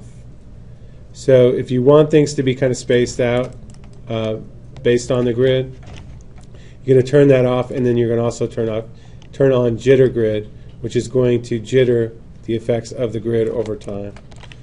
The other cool thing about this is that when you create the boxes themselves, they get grouped so that if I ever want to just select them all and delete, say the remove key stops working, all I have to do is select one of them and hit the up arrow a couple times, and then I'll select the entire group and I can just delete it and pretty much start clean. All right. So the grid size, U and V, basically the higher the value, the denser it's going to lay the objects down together, and the lower the value, the sparser it's going to be between them. And then we have the control, so we have scale X, Y, and Z. So currently it's scaling these boxes in all dimensions, X, Y, and Z, and it's jittering that value. So if I increase the jitter value, it's going to change the variation between the sculpting, or I'm sorry, between the scales. So there'll be boxes that are much, much bigger and boxes that are much, much smaller. If I want that value to go down, I turn the jitter down, and now the difference between them, when jitter the scale, is going to be much, much smaller. All right. We have jitter. We can do X, Y, and Z, and we can see here if we go over there, it's going to kind of turn all these guys on their sides. That's kind of cool. If you want to jumble things like rocks, etc. And then we have X, Y, and Z translate, and it'll jitter that. And what that's going to do is it's going to kind of push those objects up off of the ground, which may or may not be a look you're going for. It's super cool if you're going to want to make something look like it's just exploded. Then you could do that. But for the most part, that translate is going to be fairly useless. All right. And then we have proportional. Proportional is kind of lame a little bit, because what it does is it tries to say that it's going to make your object proportionately the same size as the grid that you're painting on. And I don't like that because it's kind of like, how does it know? So you may want to use that if you happen to click on that and it does what you want. That's cool, but 9 times out of 10, it's not going to do what you want. And then we have a line, and a line will be better off when I actually model a tree, and I can show you. What a line does is it'll basically take the object and it'll orient it perpendicular to the surface normal. So if I had, say, a sphere here, create a sphere, and I wanted to paint onto it this box, so I'd go to bonus tools and I'd say modify paint geometry tool, and I'd go ahead and leave all these settings except for translate, and then I would say paint, and look what happens if I turn off if I turn off the rotate. You can see here that it's going to orient those boxes out off of the surface normal, which is kind of cool. If you were going to do the effect of, say, a bunch of buildings, oversized buildings on planet Earth, that would work. No problem. So a line, that's how that works. 9 times out of 10, you don't want to leave that turned on. All right? So that's how the paint geometry tool works. That's kind of the preview. Now what we're going to do is I'm going to build a tree, and we're going to paint a forest onto a piece of terrain. And so what I want to do here is I want to create my terrain first. So I'm going to go to Polygon Primitives, and I'm going to do a plane.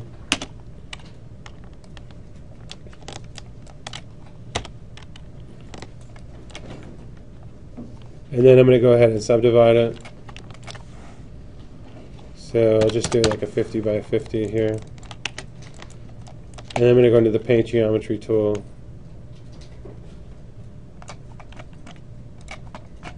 And I'm going to use my existing brush.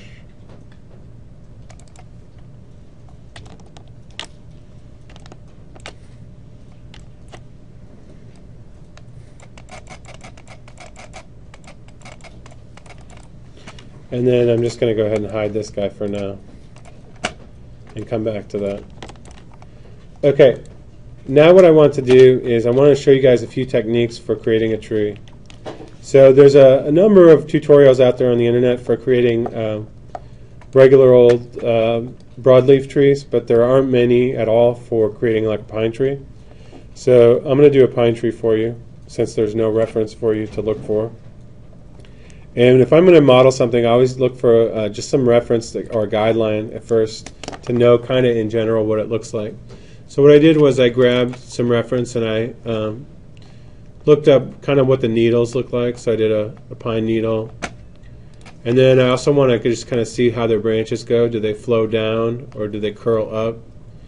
And in this case, it looks like most of them kind of curl up. And so I can just do a hybrid of all of these combined, all right? And then what I want to do is I just want to look at one of the individual branches. And so I grabbed this illustration, which I just kind of like the way that branch looked. So what I'm going to do here is I want to show you a few different techniques for creating a tree. And all of these techniques can be mixed and matched for according to what it is you're trying to accomplish, all right? So the first method is going to be to create a high-res tree. So I'm going to go ahead and create a polygon primitive, and I'm going to do a cylinder, and then I'm going to give it a height here, and I'll do kind of a tree height. I'm going to change the pivot on this tree so that it's at the base of my object here, and then I'm going to go ahead and scale it up. And then I'm going to go into vertex mode, and I'm just going to grab this vertex here at the point. I'm going to pull that up and just give it a little bit of a point. It's not really that important. And then I'm going to grab all these verts and I'm going to scale them down so that my tree trunk kind of tapers out towards the top. And then I'm going to go into Insert Edge Loop tool, and I'm just going to insert some extra edge loops here. And then now I'm going to go into vertex mode, and I'm just going to kind of vary this trunk a little bit so that it's got a few kinks So it's a little bit more organic, like a regular tree trunk would be. All right. Then why don't I scale the whole thing down a little bit, and that looks pretty good. Okay, so now that's my tree trunk, and now I want to create a branch, and so I'm just going to reuse this branch. So I'm going to just hit Control D, and I'm going to scale it down here, and I'm going to rotate it to the side, and then I'm going to move it up, and then scale the whole thing down so that it's branch sized. And then I can go into, so from my reference, those branches kind of droop down and then they come up. So I'm going to go into vertex mode, and I'm going to just have the first couple droop, and then I'm going to have this go down, and then these two are going to come up. Something like that.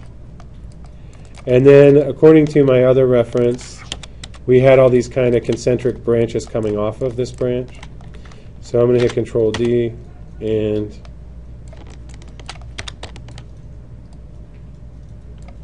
scale this one down.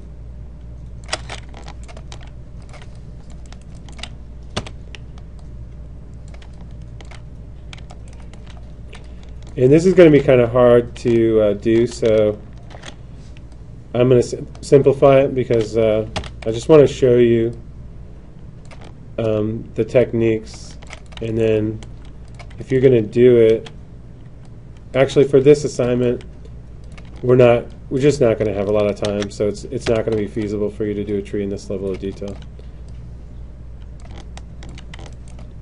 So I'm going to create, recreate.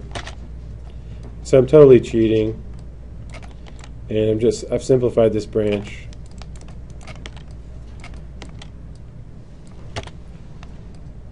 And not even really coming close to what it does. So I could duplicate this one more time.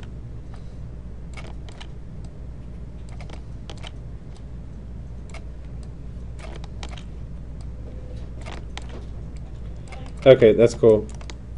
All right, and then what I'm going to do here is I'm going to, what if I wanted to do all the needles on this tree branch here using geometry? The way I would accomplish that is I'd go in here to the origin, and I would go to Mesh, Create Polygon Tool, and I'm just going to draw one of those pine needles.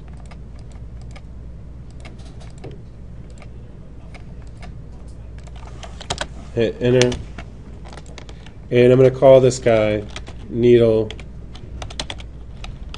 01. Copy that. And then what I'm going to do is I'm going to combine all these branches together, and I'm going to say Mesh Combine. And then I'm going to use the Paint Geometry tool to paint all those needles onto that branch. So I'm going to go into Bonus Tools, and I'm going to say Modify, Paint Geometry tool. I'm going to paste in that name, Needle 1. And then I'm going to click, and it's going to paint a few needles. And then that's not what I want at all. I don't want those needles to just point straight up like that. So I'm going to show you the settings that you would use if you wanted to paint a needle at every single vertex. You would want to click on Align, and you would want to turn off the grid and jitter the grid. And look what's going to happen now. Now it's going to paint a pine needle wherever there's a vertex on that branch. And the downside to this is that these needles are probably a little bit too big. But I'm going to leave that alone though for now because I just want to illustrate my point. So how many needles do you think we have on there? Maybe like 50 to 100, something like that. All right, so what happens when I start trying to fill this tree out? So I'm going to select the branch, and I'm going to hit the up arrow a couple times. And then I'm going to group it, right? And then I'm going to change its pivot. And then I hit Control D, and I'm going to rotate it a little bit. And then I'm going to hit Shift D for duplicate with transform. And already Maya is starting to lag quite a bit on me. And so then I'm going to group these guys again, and I'm going to duplicate them again. And already I'm just trying to duplicate this, and it's like I'm asking for the world. My eye's already starting to slow down. And so you can build a tree like this, but it requires a lot of pre-planning, and you have to kind of decide exactly how much geometry everything's going to have ahead of time, and optimal placement and all this stuff. And already here on the school's computer, I could probably get a little bit more out of this at home, but the school's computer is really starting to cry on me, and so I only have about a third of the tree done, and honestly it doesn't even look that convincing. And then if I went ahead and rendered this, it doesn't even look that great. It looks okay, but it doesn't look that great. So I guess what I'm saying here is that you can build a tree to this level of detail, but you're going to need a project with a much bigger timeline than what we have in this class. So if you did have a hero tree in your scene, though, that was part of your foreground elements, I would recommend that you build parts of it to this level of detail, but you might also have trees in the periphery and in the very background that have different levels of detail. All right, so this is a high level of detail tree.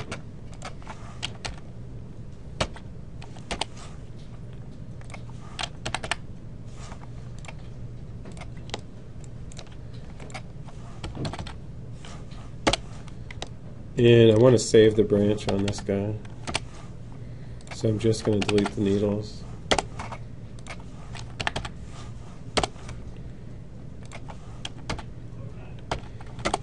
So another technique for this would be to have the branches, but instead of doing the pine needles individually, what we would do is we would create a plane.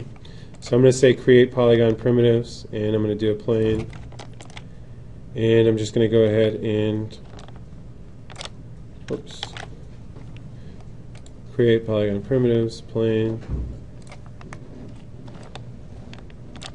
I don't know why it's trying to draw it in that axis, because I have the grid snap turned on.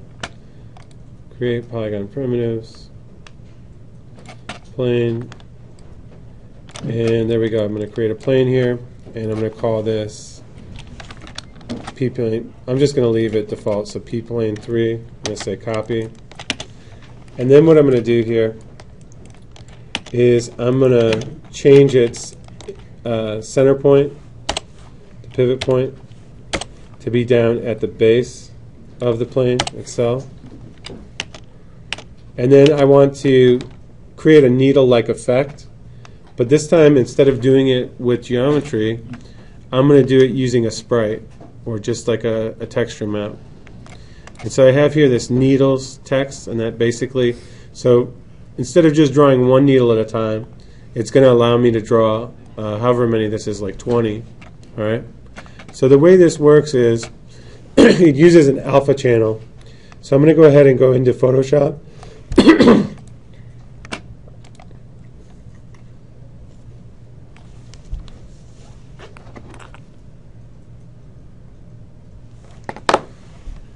And I'm going to go ahead and open up that needle material.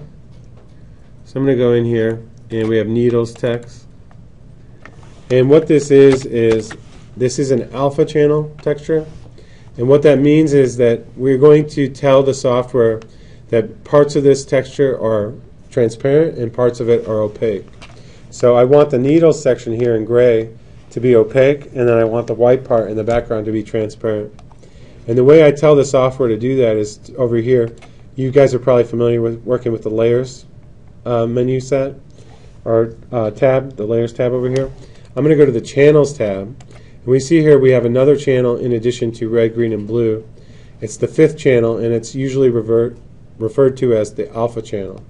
So any image that has a 5th channel, it's usually for the purposes of doing a transparency. And so what happens is where this is white, in Maya it's going to be opaque, and where it's black it's going to be transparent. So I'm going to just go ahead and save this material. So it's needles text, save it, overwrite it, sure. And then I'm going to assign it to that plane that I have in my scene over here. So I'm going to right click on it and say assign new material, and I'm going to do a Lambert material this time because I don't want it to have any specularity. And under the color, I'm going to click on the little check pattern, and I want to assign a file, and I want to assign that material that I just made, which is the needles text TIFF. I'm going to say open, and I can check to see if it worked by hitting the 6 key and see what happens. I can actually see transparency through that, and if I turn off my edge faces, you can see that my polygons go away and I just get that needle texture. All right. So now if I want to recreate that needle effect on these branches, I'm going to be able to do that a lot more efficiently. So I'm going to click on my branch here, and I want the one that I created first, so I'm going to use this one. And I'm going to say bonus tools, modify paint geometry tool, and I'm going to control V because I want to paint that plane on there. And now I'm getting that stupid error again.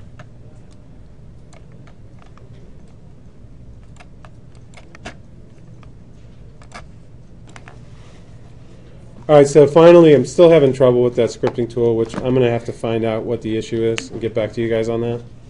Again, this is a new version of the tool. In 2012 it was flawless, almost. And in 2013 right now it's almost unusable, so we'll have to figure out what's going on here. So now the third technique, that was kind of like a medium res technique, where you model some of the branches and then use the alpha channel for the leaves or the needles or whatever it is you're trying to do. And the third technique we have is where we're actually going to use just an alpha channel on a plane. So I'm going to create a plane here, so I'm going to say create polygon primitives, and I'm going to use a plane, and I'm just going to make it square, and I'm going to fill up this entire section of the tree. And I went and downloaded a texture that I found off the internet. The cool thing about the transparency maps for trees is that if you go to Google Images and you just type tree mask, chances are someone has already made the type of tree. No, tree alpha. Someone has already made a transparency texture for the kind of tree that you're looking for. And so in this case, I did a pine tree, and someone had already made one, so I went ahead and used it. And so what I'm going to do here is I'm going to go to the image that I downloaded previously. I'm going to go to Open and navigate to that file, and here we have pine tree mask. And so what happens here is that this guy has a pre-made alpha channel, but I want to show you how to make one if it doesn't. So I'm going to delete that alpha channel, and I'm going to go over here into layers.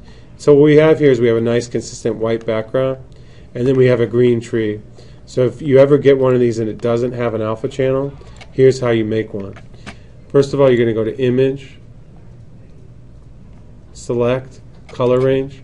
I'm going to select one of these background pixels, and then I'm going to adjust the fuzziness to something kind of high, like 100 or 150, and then I'm going to say OK. And then I can create a new layer, and I'm going to fill that layer with black, and then I'm going to create another layer underneath it, and I'm going to fill that layer with white after I deselect it. And what I just did there is I made my own alpha channel. And so again, what's white is going to be opaque and what's black is going to be transparent. So all I have to do now is merge these two layers. So I'm going to say merge, Control A, Control C to copy them. And then all I have to do is go into the channels, create a new channel. As I said, the fifth channel in any image is usually, any software knows that's the alpha channel. So I'm going to go ahead and say Control V, and there's our alpha channel. And then now I can hide that other layer. And I'm going to hit Control D here.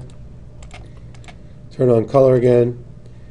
And then now the only thing I want to do is, I don't want you guys to use any color in your scenes whatsoever.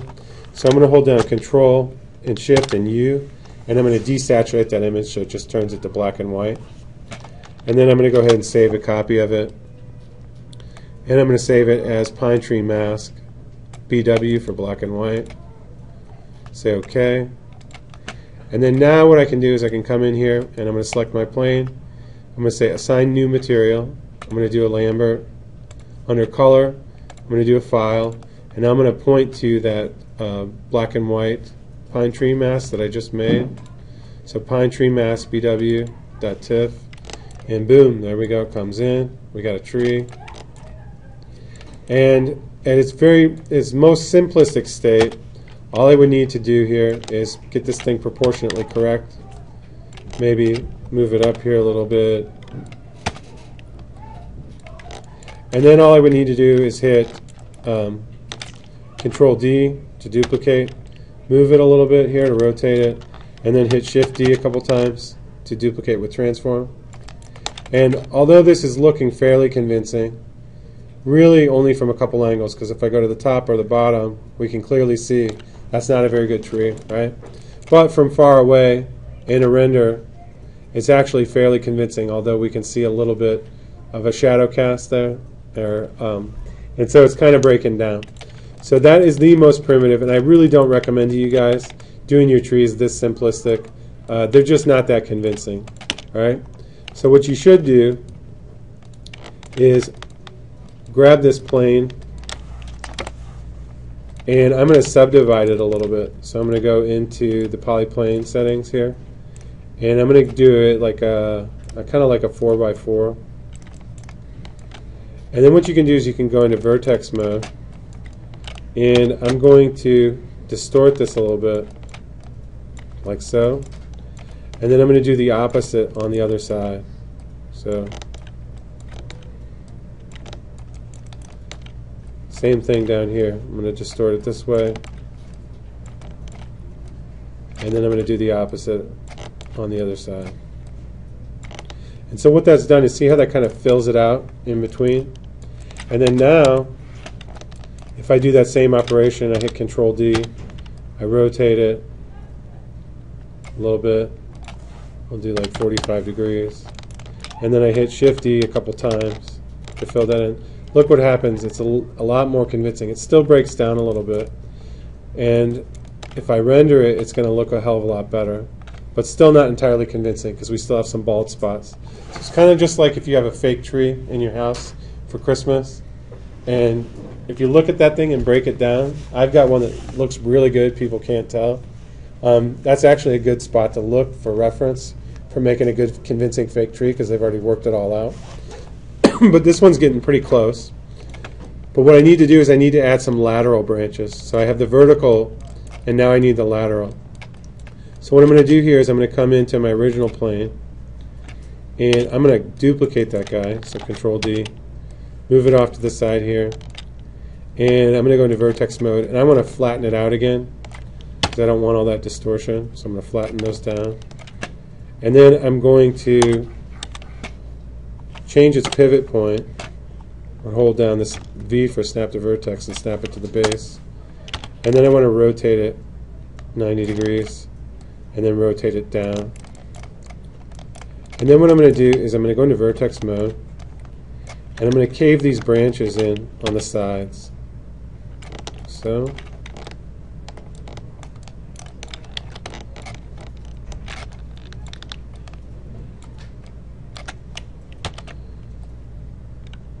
A little bit. And then I'm going to go ahead and make that same shape of the branch kind of coming down and then protruding up, just like in my reference. And then now I can scale the whole thing down. Put it in here, in my tree, zoom in. I'm going to offset it so it fills in kind of those gaps where it's not full. So I'm going to put it right there in that position. And then what I'm going to do here is I'm going to duplicate it. And I'm going to freeze its transformations before I duplicate it because... Okay, so I'm going to go to Modify Freeze Transformations because my axis was a little off-center and I don't like that. So I'm going to Control D. I'm going to rotate it a little bit. And then I'm going to do Shift D a bunch of times. And then what I'm going to do here is I'm going to hide these original planes.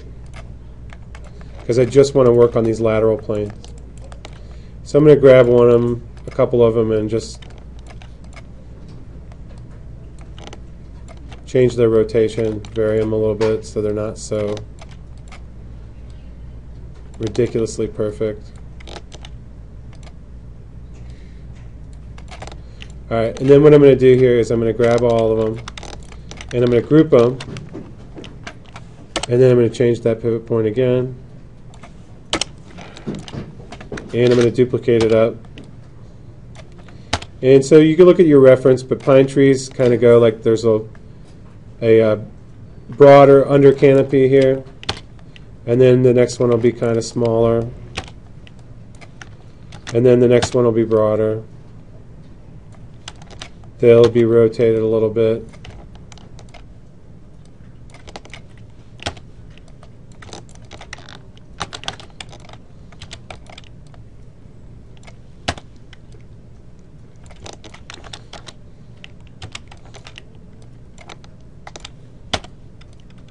There might be some balder spots, so I'm going to put that one a little bit farther away from the other one.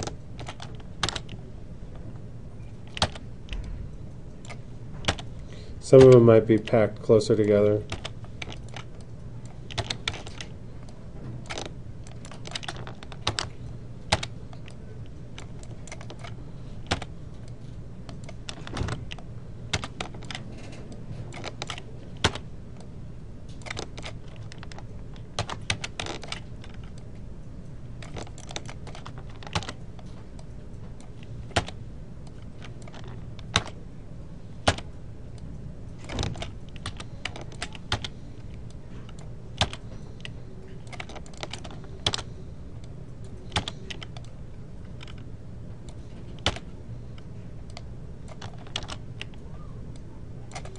Alright, so something like that, and that looks okay. And then now what I'm going to do here is I'm going to turn back on that other layer, and if I render that guy out, see where we're starting to get something that's starting to be a little bit more convincing. And then if I wanted to, I could add my branches also.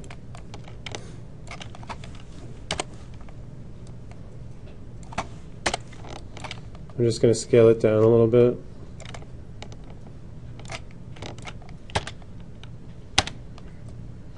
And I can put some branches in there.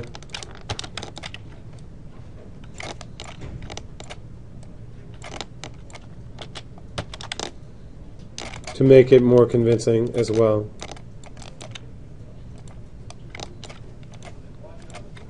Especially at the low portion of the tree, where you can, and I gotta warn you guys, it gets a little bit hectic trying to select things when you get these alpha channel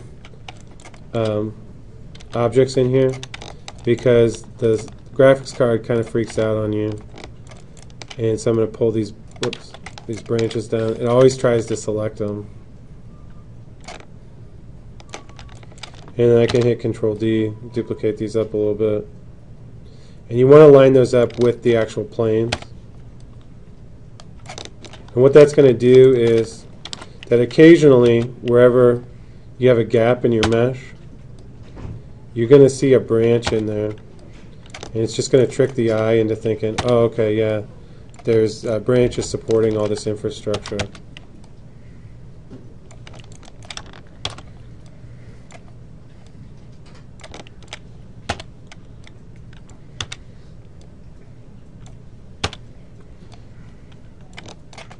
Alright, and I'm not going to go crazy, but there we go. There's our tree, and I'm going to render it out. And it's actually looking pretty decent. And then now what I can do is I can select the entire thing and see how fast this is. It's ridiculously fast. So I'm going to go ahead and group it. These are how trees are created in video games right now. Unless it's like the CryEngine, they have a really cool demo where they actually used a hybrid technique. They created the tree trunk and then the branches, and then they did the leaves as a canopy alpha, and similar to the way that I just did this one. But they did it really well, and it's really convincing, and it looks awesome. And then in addition, they put a few stray solo leaves that blow in the wind, and the overall effect is pretty much convincing. All right, so now I've grouped this guy together, and I'm going to call it tree.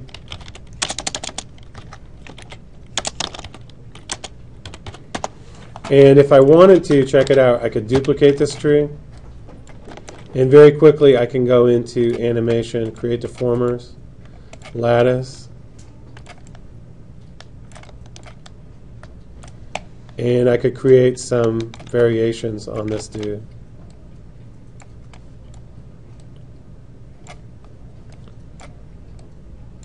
Etc. Maybe that's a little overdone. But you could scale it down and just create a bunch of different ones to as many shapes as you want. I'm not going to do that because I want to complete this. So I got my nice tree here. And remember when I made that landscape in the beginning? And now that landscape's tiny, I wasn't paying attention to scale. So I'm going to make a new one. So I'm going to say create polygon primitives, plane,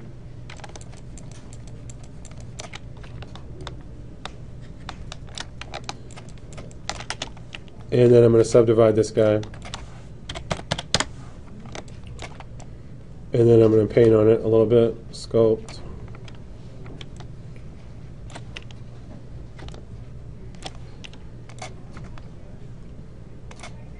And why not use that rock texture that I already made?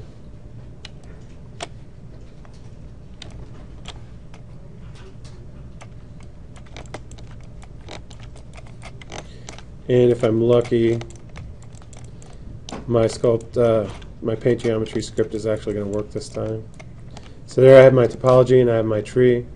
So I'm going to select my topology and I'm going to go into, it doesn't matter. I'm going to select my topology and I'm going to go into bonus tools, modify, paint geometry. And I believe I just called it tree. And I want to do it on the grid. I want to jitter the grid. I want to jitter X, Y, and Z. I'm going to use the default settings of 20. I don't want to align. And now I'm going to go ahead and hope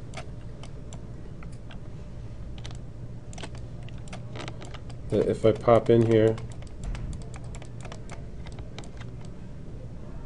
and paint, I'm getting trees. Oops. But I just need to increase my grid size.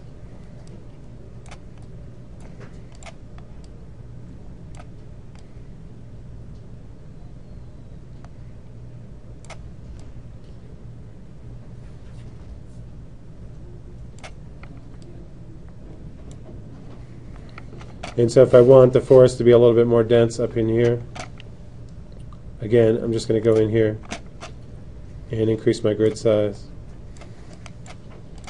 which is going to by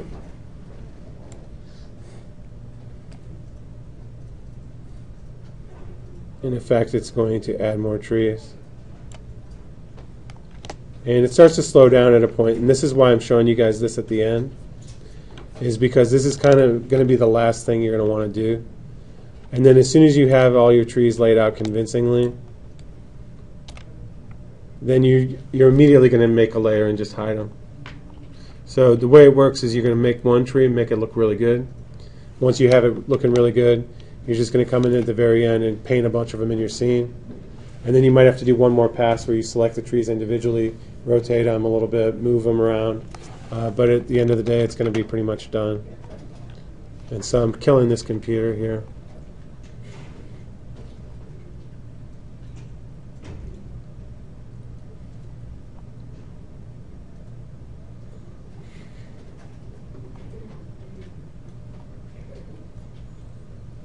Okay.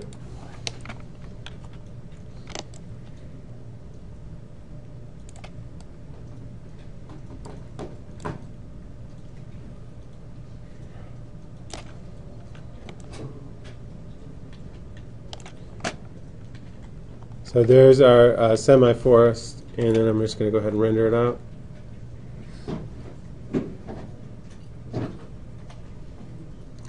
And there you go.